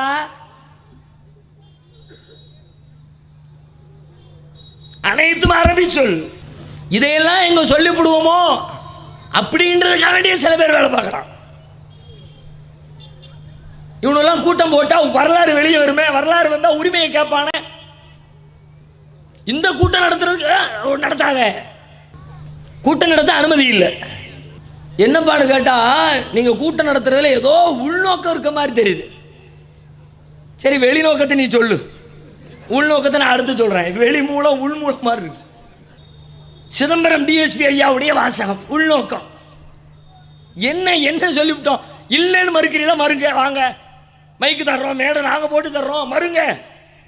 சில பேர் அப்படியும் செய்கிறார்கள், முகநூலிலே பரப்புகிறார்கள். வஉசிக்கு 2 லட்சம் கொடுத்தது யார்? அவர் கொடுத்தார், இவர் கொடுத்தார். தௌஹீத் ஜமாத்துக்காரன் கதை விட்டுக்கிட்டு இருக்கிறான். பக்கீர் முகமது 2 லட்சம் கொடுத்தாருன்னு எல்லாம் பொய்யின்னு ஒருத்தன் கிளப்பி விடுறான். நீ மேடைக்கு வாட, நான் சொல்றேன் பதில. அதற்கான பதில் என்னிடத்தில் இருக்கிறது. புதிய பதில் அல்ல, பழங்காலத்திலே வஉசியால் எழுதப்பட்ட, வஉசி தன்னுடைய கைப்பட எழுதி வைத்த நூலிலிருந்து ஆதாரம் காட்டுகிறவா, அவர் எழுதிய கவிதை தொகுப்பிலிருந்து ஆதாரம் காட்டுறவா. பெரிய மேதாவி மாதிரி 40 லட்சம் ரூபா பங்கு போட்டாரு, ஒரு ஷேருடைய விலை 25 ரூபான்னு போட்டாரு, பங்கு சேர்த்து தான் கப்பலை கட்டினாரு. நம்ம சொல்றோம்ல, வஉசியை பத்தி சொல்றீங்களப்பா, கப்பல் வாங்குறதுக்கு காசு கொடுத்த பக்கீர் முகமது ஏன் சொல்லலன்னு கேட்ட உடனே அதுக்கு இப்படி ஒரு கிளப்பி விடுறான்.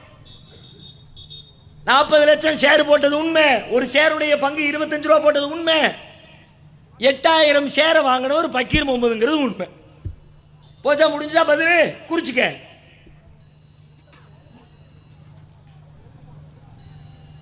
என்ன சொல்ல வருகிறீர்கள்? அப்போ நாட்டுடைய நீதி நிர்வாகத்தை கற்றுத் தந்ததில் எங்களுடைய முன்னோர்களுடைய அந்த சிந்தனை இருக்கிறது, உருவாக்கம் இருக்கிறது, உழைப்பு இருக்கிறது. அதனால் தான் ஆங்கிலேயன் வந்து அமர்ந்த நேரத்திலே வேகப்பட்டான், கோபப்பட்டான், கிளர்ந்து எழுந்தான். நீதிமன்றம் மட்டுமில்லை, எல்லா துறைகளிலேயும் நிர்வாக மட்டத்தை எடுத்துக் கொள்ளுங்கள். மேலிருந்து கீழே வரைக்கும் தனித்தனியாக ஒரு அடுக்குகளை வைத்து மேல இருக்கிறவன் கீழே இருக்கிற கிராமத்தை கவனிக்க முடியாது. அவனுக்கு கீழே ஒரு ஸ்டெப், அவனுக்கு கீழே ஒரு ஸ்டெப். யாரு உருவாக்குனா?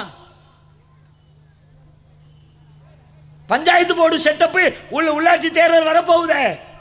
இந்த செட்டப் உருவாக்குனது யார்? பஞ்சாயத்துங்கிறப்ப, பஞ்சாயத்துங்கிற சொல்லு நீ. அது என்ன சொல்? அது என்ன வார்த்தை? பஞ்சத்திலிருந்து வந்ததா பஞ்சாயத்து? பஞ்சத்திலிருந்து வந்தா அதுக்கு அர்த்தமே வேற. அது பாஞ்சில இருந்து வந்தது பஞ்சாயத்து. 1 2 3 4 5 5 பிரமுகர்கள். எத்தனை பிரமுகன், முக்கியத்துவம் வாய்ந்தவர்கள் 5 பேர் அந்த ஏரியாவுக்கு போட்டு அவன் தலைமையில் அங்க ஒரு நிர்வாகம்.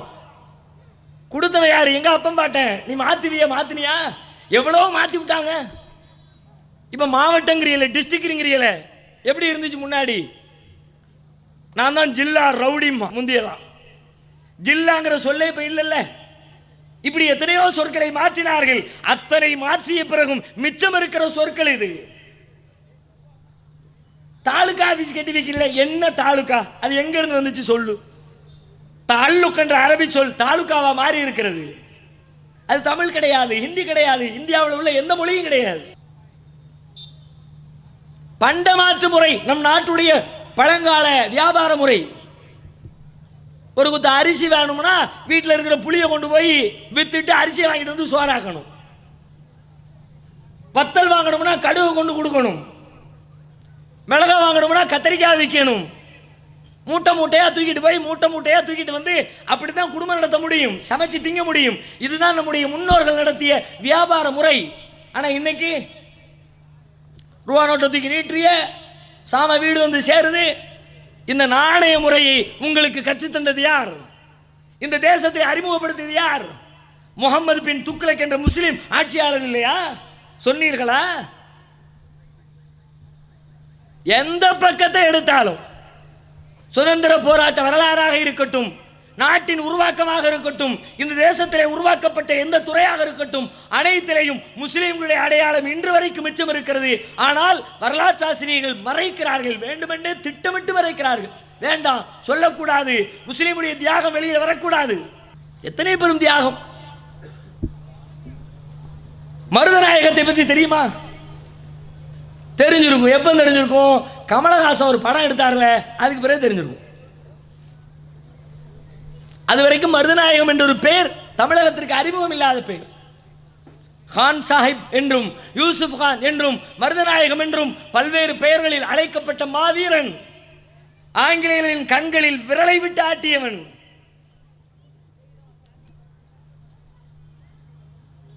கமலஹாசன் படம் எடுக்கிறேன்னு சொன்னதுக்கு பிறகுதான் அவனை பற்றியான லேசான ஒரு அறிமுகம் இந்த தேசத்திற்கு. அந்த வரலாறு என்ன தெரியுமா? கமலஹாசன் அவரே சொல்றார், நான் விடுதலை போராட்ட வரலாற்று நாயகன் குறித்து ஒரு திரைப்படம் எடுக்க விரும்பினேன். அதற்காக இந்திய வரலாற்று நூல்களை ஆய்வு செய்தேன். ஆய்வு செய்து பார்த்த பொழுது நான் அறிந்து கொண்ட உண்மை என்னவென்றால், இங்கே வரலாறு என்ற பெயரால் அதை எழுதுகிறவர் என்ன சாதியோ, என்ன மதமோ, எந்த இயக்கமோ தன்னுடைய சாதி மதத்தை தூக்கி பிடிக்கிற வகையில் ஒரு சார்பு தன்மையோடு எழுதியிருக்கிறார். உண்மை வரலாறு எழுதப்படவில்லை என்பதை அறிந்து கொண்டேன். நம்ம சொல்லல, கமல் சொல்றார். கமல் சொல்லிட்டா பெருசா அப்படி கேட்க தேவையில்லை. முஸ்லீம் இல்லைன்றக்காண்டி நான் சொல்றேன். ஆமா, கமல் சுப்ரீம் கோர்ட் ஜட்ஜி, கமலே சொல்லிட்டார், அந்த அர்த்தத்தில் இல்லை. முஸ்லீமுக்காக வேண்டி வக்காலத்தை வாங்க வேண்டிய தேவை கமலுக்கு இல்லை தானே. கடைசியில் அவர் சொல்றாரு, உண்மையான வரலாறை கண்டுபிடிக்கணும், எதையாவது ஒரு பதிவு செய்யணும். நான் உடனடியாக புறப்பட்டு இங்கிலாந்திற்கு சென்றேன். இங்கிலாந்து மகாராணியை சந்தித்தேன். ஏன் மகாராணியை சந்திக்கிறாரு? அவன் தானே பிரிட்டிஷ்காரன் தானே இந்த நாட்டை ஆட்சி செஞ்சான். அவன்கிட்ட போய் கேட்போம், உனக்கு யாரா ரொம்ப டிஸ்டர்ப் பண்ணதுன்னு கேட்போம். அப்ப தெரிஞ்சிடும் இந்த நாட்டில் உண்மையான விடுதலை வீரன் யார் என்பதை தெரிந்து கொள்ளலாம் என்று மகாராணியை சந்தித்து, இந்தியாவில் நீங்கள் இருந்த பொழுது உங்களுக்கு பெரும் குடைச்சலாக இருந்தவர்கள் யார், ஒரு பட்டியலை தாருங்கள் கேட்கிறார். இங்கிலாந்து நாட்டுடைய தஸ்தாவேஜுகள் புரட்டப்படுகிறது, ஒரு நீண்ட பட்டியல் வழங்கப்படுகிறது. அந்த பட்டியலில் இருந்து ஒருவரை பொறுக்கி எடுக்கிறார், அவர்தான் மருதநாயகம். அதனால தான் மருதநாயக பட துவக்க விழாவிற்கு இங்கிலாந்து மகாராணியை கமலஹாசன் அழைத்திருந்தார். ஏன்னா சம்மந்தம் இல்லாமல் அந்த பொம்பளை எதுக்கு இவன் கூப்பிட்டு வர்றான் அப்படின்னு யோசிச்சா, அந்த அம்மா கொடுத்த ரெக்கார்டு இவன் கடுமறுத்து வந்துவிட்டாயான்னு இருக்கான் கூட, அவன் தான் எனக்கு தேவை. மருதநாயகத்துடைய வரலாற்றை படமாக எடுக்கிறேன் எடுத்தார். வரலாறு தெரியுமா இந்திய மக்களுக்கு? எப்படிப்பட்ட சிம்ம சொப்பனமாக திகழ்ந்தான் தெரியுமா? அவன் இருக்கிற வரைக்கும் அவனை நேருக்கு நேராக எதிர்கொள்ள முடியாத ஆங்கிலேய அரசு அவனுடைய மெய்காப்பாளர்களை விலை கொடுத்து வாங்கியது. தொழுது கொண்டிருந்தவனை காட்டி கொடுத்து ஆங்கிலேயர்கள் கைது செய்தார்கள். களத்திலே ஒன்றும் பண்ண முடியல. தொழுது கொண்டிருந்த யூசுப் கானை பின்னால் இருக்கிற மெய்காப்பாளர்கள் காட்டி கொடுத்து கைது செய்யப்படுகிறான். கைது செய்யப்பட்ட மருதநாயகம் தூக்கிலிடப்படுகிறான். தூக்கிலிட்டாலும் கூட ஆங்கிலேயருடைய மனசு அடங்கல. கடுமரத்து வந்து விட்டானே, இவனை சும்மா விடக்கூடாதா, வெறுமனை சாவடிக்க கூடாதா அப்படின்னு அவனுடைய உடல்களை எல்லாம் கண்டம் துண்டமாக வெட்டுகிறார்கள். அதுல இன்னொரு வரலாறு சொல்லப்படுகிறது.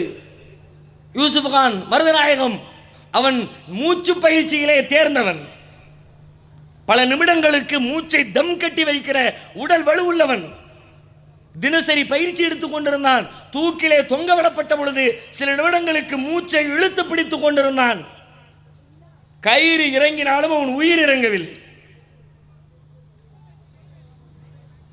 அதுக்கப்புறம் 2வது அட்டம்ப்ட் 3வது அட்டம்ப்ட்ல தான் ஆள் காலி ஆகுறான். பிரிட்டிஷ்காரனுக்கு பயம், கொஞ்சம் நெஞ்சம் உசிறு இருந்தா என்ன பண்றது, வெட்டு.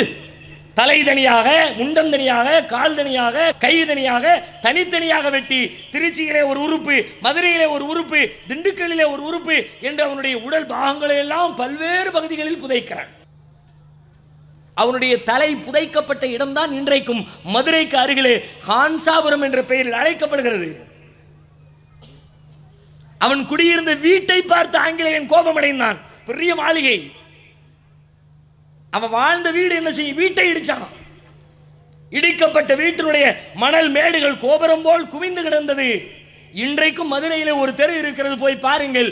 ஹான்சாபுரம் மேட்டு தெரு என்பது அதனுடைய பெயர். இந்த பெயர் வந்த வரலாறு என்ன என்று வரலாற்றை புரட்டினால், ஹான் சாஹிபுடைய வீட்டை இடித்து பல மாதங்களுக்கு பெரும் மேடாக குவிந்து கிடந்தது. அதுதான் பிற்காலத்திலே ஹான்சாபுரம் மேட்டுத்தராக மருவி வந்தது என்று வரலாறு சொல்கிறது. இன்னைக்கும் போய் பார்க்கலாம், அந்த தெரு இருக்கிறது, அந்த பெயரும் மிச்சம் இருக்கிறது. அழிச்சிருப்பானுவோ ஏதோ அங்க 1-2 தெரியாம கிடக்குது. இப்ப மேடையில் சொல்லிட்டோமா, அடுத்த மாசம் அப்படி போனாலும் போவானுவோ, பேரை மாத்துன்னு சொன்னாலும் சொல்லுவானு பாருங்களேன். மருதநாயகம் வரலாறு தெரியாது சமூகத்திற்கு, இந்திய மக்களுக்கு தெரியாது. இப்படிப்பட்ட தியாகிகளே அற்பத்தில் யாரை எல்லாமோ பெரிய தியாகிகளாக காட்டினீர்களே. அதில் பெரிய கவலை என்னவென்று சொன்னால், ஒன்றுமில்லாதவர்களை எல்லாம் பெரும் தீரர்களாக, வீரர்களாக ஒவ்வொரு குடியரசு தினத்தின் பொழுதும் சுதந்திர தினத்தின் பொழுதும் நாட்டு மக்களுக்கு தலைவர்கள் உரை நிகழ்த்துகிறார்கள். நிகழ்த்தப்படுகிற உரைகளில் ஒரே ஒரு முஸ்லிமுடைய பெயர் உச்சரிக்கப்படுகிறதா? போன மாசம் தான் போச்சு, ஆகஸ்ட் 15 முதலமைச்சர் உரை நிகழ்த்தினார், நேரடி ஒளிபரப்பு செய்யப்பட்டது. பெரிய பட்டியல் வாசித்தார். நானும் கூர்ந்து கவனிக்கிறேன். முஸ்லிம்களுடைய பெயர் அதிலே சேர்க்கப்படுமா கவனித்துக் கொண்டே வருகிறேன். கட்டபொம்மன் வருகிறார், வாஞ்சிநாதன் வருகிறார், கங்காதர திலகர் வருகிறார், திருப்பூர் குமரன் வருகிறார். யூசுப் கானுக்கு இடமில்லை. டெல்லியில் பாடுபட்ட முஸ்லிம்கள் அதை தலைமையேற்ற பகதூர் ஷாவுக்கு இடமில்லை. நீங்கள் யாரையெல்லாம் பட்டியலிடுகிறீர்களோ அவர்களெல்லாம் அவருடைய உண்மை வரலாறு என்ன? வாஞ்சிநாதனை பற்றி எல்லா கூட்டங்களிலும் பேசப்படுகிறது. வீர வாஞ்சியோட இப்ப வீரமும் சேர்ந்துக்குச்சு. சாவர்கரோட எப்படி வீர சாவர்கர் சேர்த்தாங்களோ அதே மாதிரி இப்ப வீர வாஞ்சி. என்னப்பா வீரமா செஞ்சாரு அப்படின்னா, ஆஸ்துரை ஆங்கிலேய தளபதி ஆஸ்துரையை சுட்டுக் கொன்றவன் வாஞ்சிநாதன். அப்படியா? அப்படின்னா பெரிய ஆள் தான். இடம் வரலாற்ற படிப்பமேன் படிச்சா நம்ம பள்ளிக்கூடத்து பாட புத்தகம் சொல்லுது, இந்திய சுதந்திரத்திற்காக பாடுபட்டவன் வாஞ்சிநாதன் அப்படின்னு நம்ம வரலாறு சொல்லுது. ஆஸ்துரையை சுட்டுக் கொன்ற வாஞ்சிநாதன் அவனும் அந்த வரலாற்றை சொல்லி வைத்து விட்டு சென்றான். அவன் சொல்லுகிற வரலாறு வேறு வரலாறு.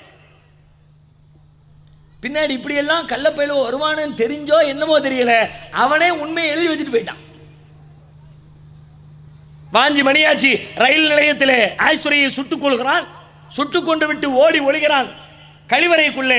அங்கு சென்று துப்பாக்கியால் தன்னையும் சுட்டு தற்கொலை செய்து கொள்கிறான். அவருடைய பையிலே ஒரு கடிதம் எழுதி வைத்து விட்டு அவன் உடலை கைப்பற்றப்படுகிறது. உள்ளிருக்கிற கடிதம் வெளியிலே வருகிறது. கடிதத்தில் அவன் சொல்லுகிறான், ஆஸ்துரை நம்முடைய சனாதன தர்மங்களை அழித்துவிட முயற்சிக்கிறார்.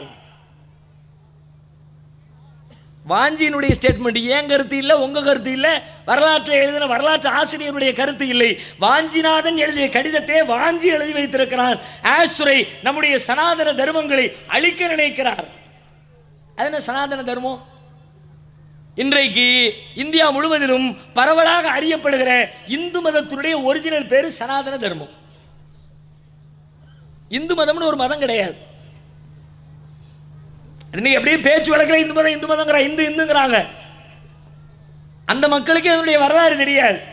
இந்துங்கிற சொல்லு எங்கிருந்து வந்துச்சு, அது மதத்துக்கு பேர் சொல்லப்பட்டிருக்கா, பேர் சொல்லப்பட்டிருக்கா வேதத்திலிருந்து காட்டு. எந்த வேதத்திலையும் இந்து என்ற சொல் கிடையாது. ரிக்கிலே கிடையாது, யஜூரிலே கிடையாது, அதர்வன சாம வேதங்களில் கிடையாது, பகவத்கீதையில் கிடையாது, வேறு எந்த இந்து மதத்தினுடைய ஆத்தன்டிக்காக கருதப்படுகிற சுருதிகளிலும் கிடையாது, ஸ்மிருதிகளிலும் கிடையாது. இந்து என்பது பிற்காலத்து வார்த்தை. அதனால தான் இந்திய அரசியல் சாசன சட்டம் எழுதும் பொழுதே பெரிய குழப்பம். சில பேர் தப்பா அதான் சும்மா தெரியாமல் சொல்கிறான்னு நினைப்பீங்க. அதுக்காண்டி நான் சொல்கிறேன் கூடுதல் தகவலுக்கு. இந்திய அரசியல் சாசன சட்டப்படி இந்து என்றால் யார்? ஏன்னா இந்த நாட்டு குடிமக்களை பற்றி ஒரு டெஃபினேஷன் இருக்கணும்ல. முஸ்லீம் என்றால் யார்? அதில் ஒரு விளக்கம் இருக்கிறது. கிறிஸ்தவன் என்றால் யார்? அது ஒரு விளக்கம் இருக்கிறது. அவர் இயேசு கிறிஸ்துவ வணங்குவார், மரியம்மையை புனிதமாக நினைப்பார், அவர் தான் கிறிஸ்தவர். இவர் அல்லாஹ் வணங்குவார், நபிகள் ஆயத்த தூதர்னு சொல்லுவார், அவர் தான் முஸ்லீமு. இதே மாதிரி இந்துக்கு ஒரு டெஃபினேஷன் சொல்லணும்ல. இந்துவுக்கு நம்முடைய அரசியல் சாசன சட்டம் என்ன சொல்லுது என்றால், யார் இந்து என்று சொல்வதற்கு பதிலாக யார் முஸ்லிம் இல்லையோ, யார் கிறிஸ்தவன் இல்லையோ, யார் பாரிசி இல்லையோ, யார் சீக்கியன் இல்லையோ அவனே இந்து. முஸ்லிம்னா என்ன சொல்றோம்? இவன் முஸ்லிம்னு. அப்ப இவன் இந்துன்னு சொல்லணும்ல. யார் முஸ்லீம் இல்லையோ அதனால தான் கருணாநிதி, வீரமணி எல்லாரும் இந்துங்கிறாங்க. அவர் சொல்ல நான் இந்து இல்லைங்கிறாரு. சட்டம் சொல்லுது நீ இந்து தாங்க. திராவிட கழக தலைவருக்கு வீரமணி இருக்காரு, அவருமே கேளுங்க என்ன மதம்? நான் மதமே கிடையாதுப்பா, நான் கடவுளே நம்பலப்பா, நான் இந்துவே இல்லைங்கிறாரு. சட்டப்படி இந்து. ஏன் நீ முஸ்லீமா?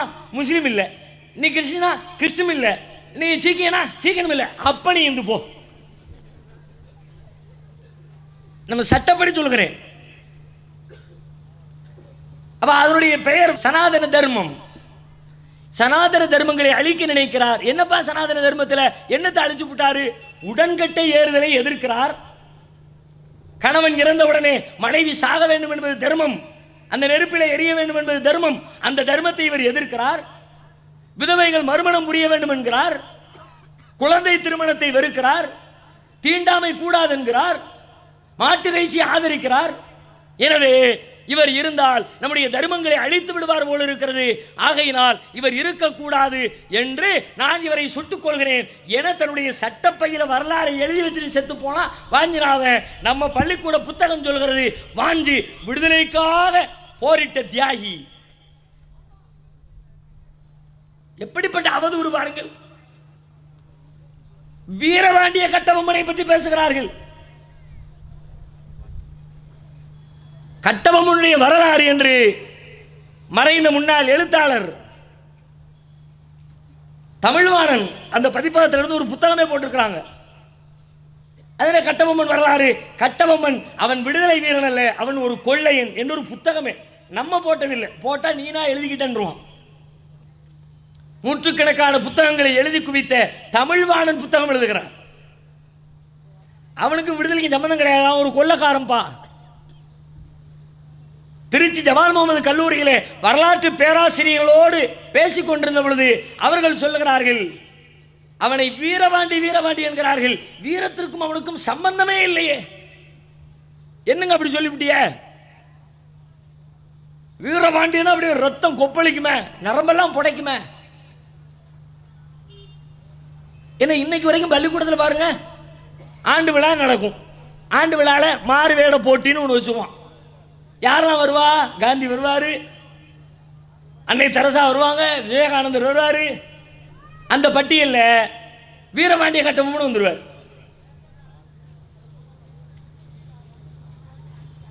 எப்போ இந்த வீரபாண்டிய நம்ம ஊரில் ஃபேமஸ் ஆனார்னா, இந்த சிவாஜி ஒரு படத்தை எடுத்தார்.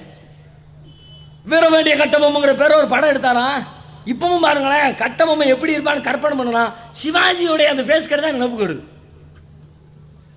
ஏன்னா அதுக்கு முன்னாடி பார்க்கல. அந்த ஆள் வந்து அதுவும் நடிச்சு அவருடைய நடிப்பில் சொல்லவே தேவையில்லை. பிச்சு உதறுவாரு, அப்படியே நாடு நரம்பெல்லாம் சீட்டுடைய நுனிக்கு வந்துடுவோம். வசனங்கள் ஜாக்சன் துறையை சந்தித்து அவர் பேசுகிற வீர வசனம் இன்னைக்கு சொல்லி பாருங்களேன், சொன்னாலே உங்களுக்கு அப்படி வீரம் கொப்பளிக்கும். நாற்று நட்டாயா, கடைபறித்தாயா, எங்குல பெண்களுக்கு மஞ்சள் அழைத்து பணிபுரிந்தாயா, மாமனா மச்சானா மானங்கட்டவனே யாரிடம் கேட்கிறாய் கப்பம். அப்படி அது சொன்ன உடனே அப்படி ஒரு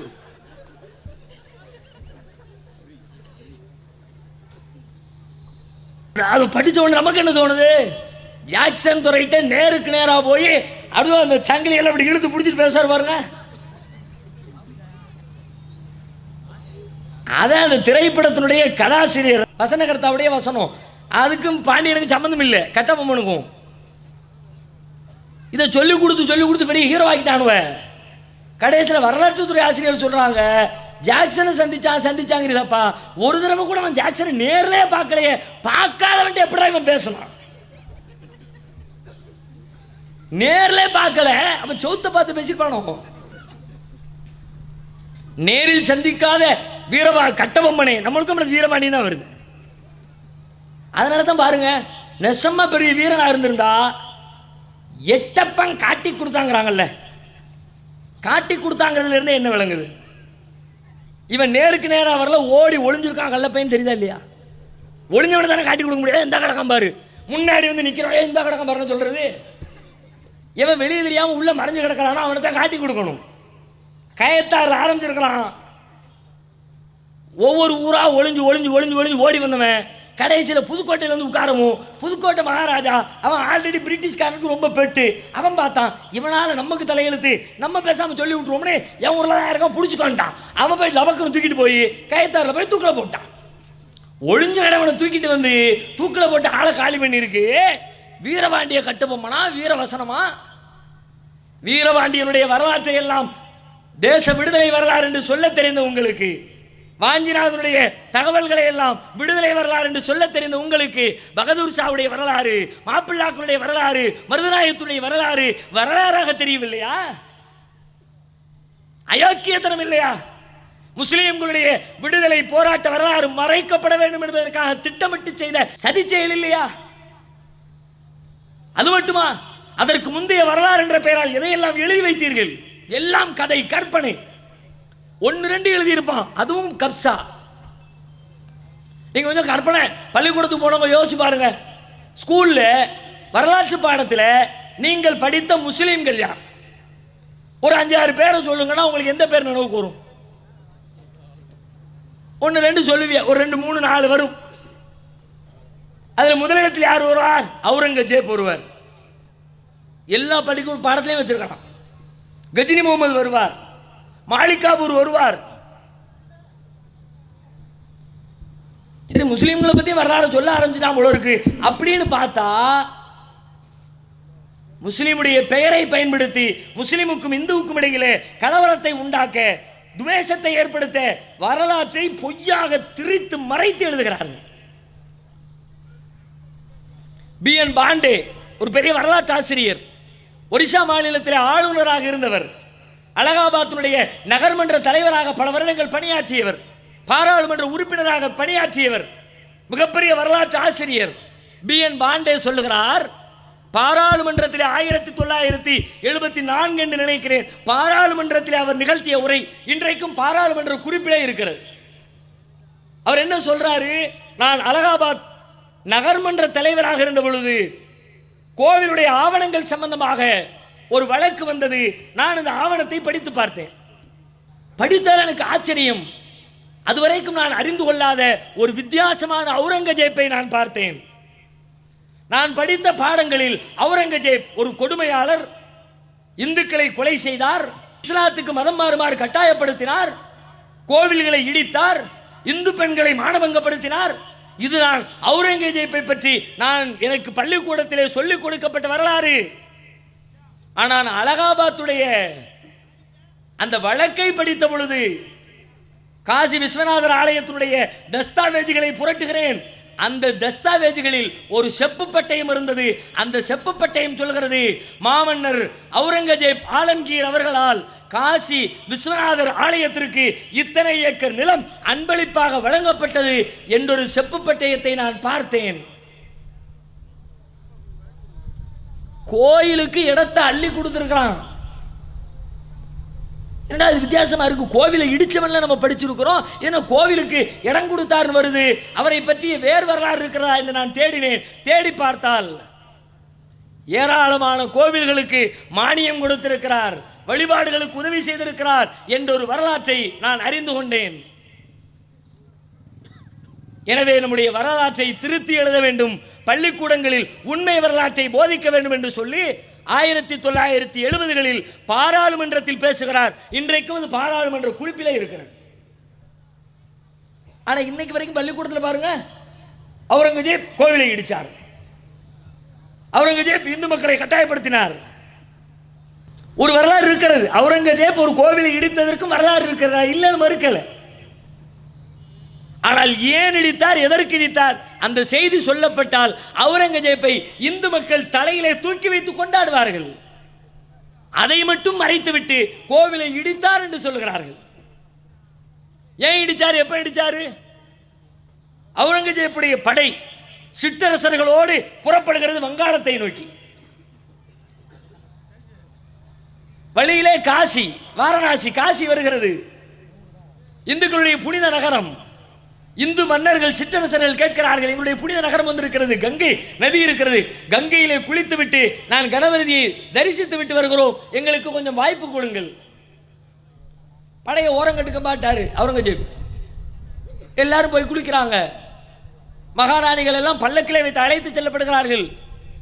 எல்லாம் குளிச்சுட்டு கோயிலெல்லாம் முடிச்சுட்டு படை புறப்படட்டும் என்று சொன்னால் புறப்பட தாமதமாகிறது. அவுரங்கசீப் கேட்கிறார், ஏன்பா புறப்பட வேண்டியதானே, என்ன லேட்டு? இல்லை, ஒரு ஆள் மிஸ்ஸிங்கு, கட்சி சமஸ்தானத்தினுடைய ராணியை காணோம், என்ன ஆச்சுன்னு தெரியல, தேடிக்கிட்டு இருக்கிறோம். அவுரங்கசீப் தன்னுடைய மெய்காப்பாளர்களை அனுப்பி வைக்கிறார். வரலாறு கதை சொல்லல, பழைய தஸ்தாவேஜுகளில் இடம்பெற்றிருக்கிறது. கம்யூனிஸ்ட் கட்சியினுடைய மூத்த பழம்பெரும் அறிஞராக கருதப்படுகிற பட்டாபி சீதாராமையா தன்னுடைய நூலிலே இதை பதிவு செய்திருக்கிறார். அந்த வரலாற்று செய்தியை சொல்லுகிறேன். மெய்காப்பாளர்களை அனுப்பி தேடுங்கிறாரு. தேடி போகிறார்கள். கோவிலுக்குள்ளே நுழைந்தால் கணபதி விக்கிரகம் சிலை ஆடிக்கொண்டிருக்கிறது. விக்கிரகம் ஆடுதேன்னு கிட்ட வந்து பார்த்தா விக்கிரகத்துக்கு கீழே ஒரு பெரிய பள்ளம் தெரியுது. பள்ளத்திற்குள்ளே குனிந்து பார்த்தால் உள்ளே படிகள் தெரிகிறது. படிகளுக்குள்ளே இறங்கி பார்த்தால் கட்சி சமஸ்தானத்து ராணி மானபங்கப்படுத்தப்பட்டு மூளையிலே அமர்ந்து அழுது கொண்டிருக்கிறார். சிற்றரசர்களுக்கு கோபம் தாங்கல. கோவில்ல அதுவும் புனிதமான அந்த விக்கிரகத்திற்கு நேர் கீழாக இப்படிப்பட்ட ஒரு அநியாயம் நடந்திருக்கிறது. மன்னர் கடும் நடவடிக்கை எடுக்க வேண்டும் என்கிறார். உடனடியாக மன்னர் சம்பந்தப்பட்டவரை கைது செய்கிறார். மக்கள் கேட்கிறார்கள், கோவிலின் புனிதத்தை கெடுத்து விட்டார்களே, என்ன செய்வது, எங்களுக்கு ஒரு புனித கோவிலை நீங்கள் உண்டாக்க வேண்டும் என்கிறார்கள். உடனடியாக அந்த விக்கிரகத்தை இடம் மாற்றி வைக்க சொல்லிவிட்டு இந்த கோவிலை இடிக்குமாறு கட்டளையிடுகிறார். இடித்து முடிக்கப்பட்ட பிறகு இன்னும் ஒரு இடத்திலே கோவில் கட்டப்படுகிறது. இதுதான் அவுரங்கசீப் கோவிலை இடித்த வரலாறு. இது எப்படி கொண்டு வந்தான பத்தியா? காழ்ப்புணர்ச்சியில, இந்து மக்கள் மீது இருந்த வெறுப்புல அவுரங்கசீப் கோவிலை இடித்தார் என்பதை போல வெறுப்பில இடிக்கிறவர் தான் விக்கிரகத்தை இடம் மாற்றி விட்டு இடிப்பாரா? எல்லாத்தையும் சேர்த்து இடில சொல்லுவாரு. சிலையை தூக்கி ஓரமா வைக்கினாலே அது சேஃப்டி பண்ணு, இந்த இடத்தை புனிதம் கெட்டுவிட்டது என்கிறார்கள். நான் மன்னராக இருக்கிற ஒரு தேசத்தில் இந்து மக்கள் அப்படி கவலைப்படுவதை என்னால் பார்த்து கொண்டு பொறுத்து கொண்டு இருக்க முடியாது என்று அவர்களுக்கு நீதம் வழங்குவதற்காக இடிக்கப்பட்ட ஒரு கோவிலை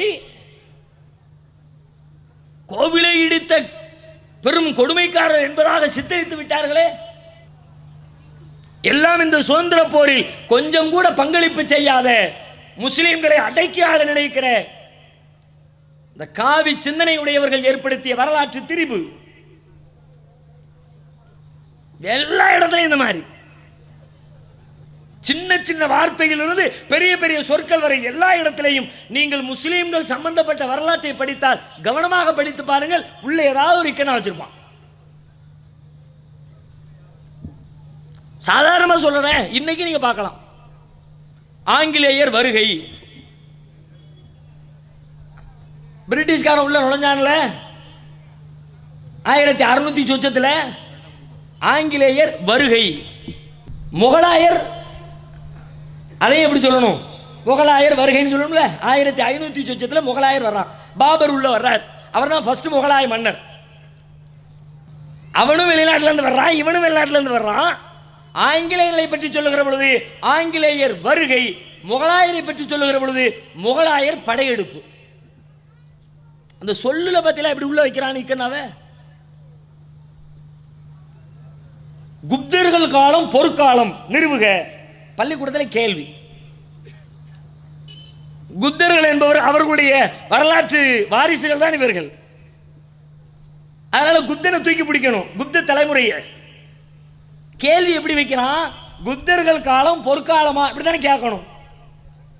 அதைத்தான் நம்ம எழுதணும். அந்த ஆப்ஷனை கொடுக்கறது இல்லை. பள்ளிக்கூடத்து கேள்வித்தாள் எப்படி குப்தர்கள் காலம் பொற்காலம் நிறுவுக, இவர் நிறுவத்தான் செய்யணும்.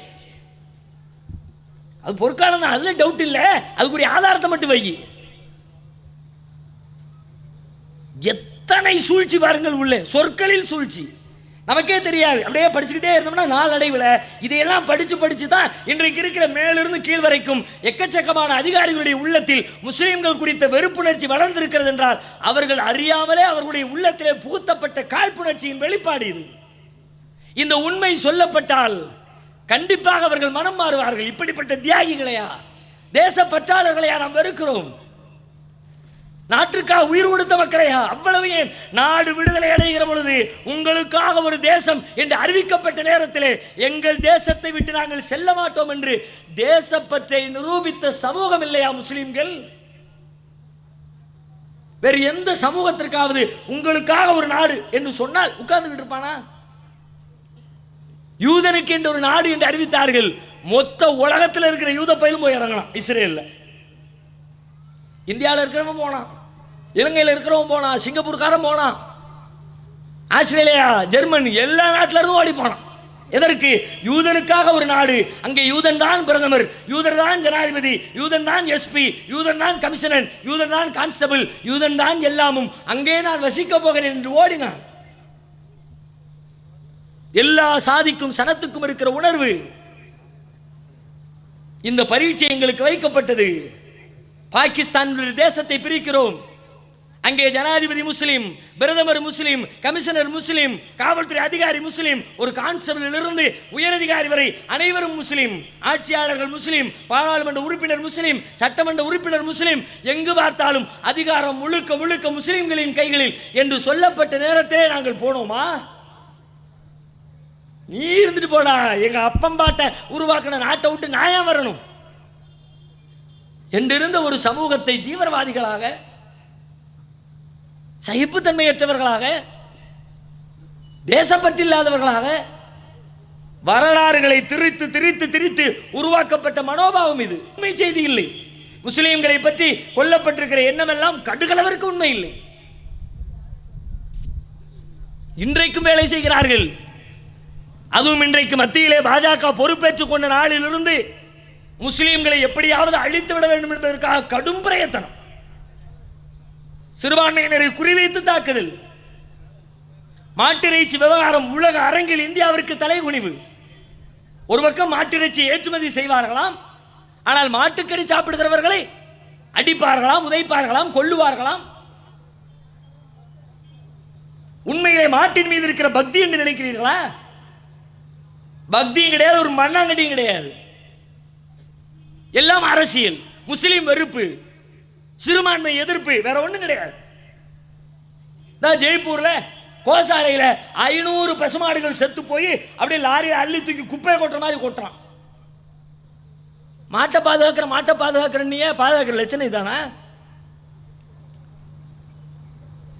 பசுமாட்டின் மீது பக்தி இருக்கும் என்றால் எத்தனை பசுமாடு ரோட்ல தெரியுது, எச்சியலை தின்னுக்கிட்டு தெரியுது. கேட்டா கோமாதாங்கிற, மாதா தானே, மாதான தாய் தானே, உங்க அம்மா தானே, எல்லாத்தையும் சொல்லல. இதை வைத்து அரசியல் நடத்துகிறவர்களை பார்த்து கேட்கிறேன். கோ மாதா தானப்பா, மாடு உங்க அம்மா தானப்பா, உங்க அம்மா வேண்ட தெருவில் எச்சியலை திங்க விட்டுருக்க, கூட்டு போய் வீட்டில் வச்சு தலைவாழை விரிச்சு சோறு போடு உங்க அம்மாவுக்கு. அடே நீ மட்டும் ஏசியை போட்டு ஃபேனை போட்டு ரூமுக்குள்ள சொகுசா படுக்கிற, உங்க அம்மாவை கொசுக்கடியில் சாக்கடைக்கு பதில் ரோட்ல விட்டுருக்குற, தூக்கி கொண்டு ரூம் பெட்ரூம் கட்டி போடுங்க அம்மாவுக்கு, போட்டியா? எல்லாம் வெற்றி அரசியல், உண்மை கிடையாது, நிஜமான பக்தி கிடையாது. நான் சொல்லல, விவேகானந்தர் சொல்றார். அவர்கள் தூக்கி பிடிக்கிற விவேகானந்தர் அவரிடத்தில் ஒருவர் வருகிறார், நான் பசுக்களை பாதுகாக்கிறவன் என்று சொல்லுகிறார். விவேகானந்தர் கேட்கிறாரு, அப்படிங்களா ஐயா, இப்ப நம்ம ஊர்ல ஒரு பஞ்சம் வந்துச்சே, லட்சக்கணக்கான பேர் செத்து போனாங்களே, அப்ப நீங்க அந்த மக்களுக்காக ஏதாவது பண்ணீங்களா? இல்லைங்க, நமக்கு அதெல்லாம் பூர்வ ஜென்ம புண்ணியம், அவங்க செஞ்ச கர்ம வேண, அதனால அவங்க செத்து போயிட்டாங்க, நம்ம பசுக்களை தான் பாதுகாப்போம். ஏன்னா பசுக்கள் நம்முடைய மாதாக்கள் இல்லையா, அன்னையர்கள் இல்லையா?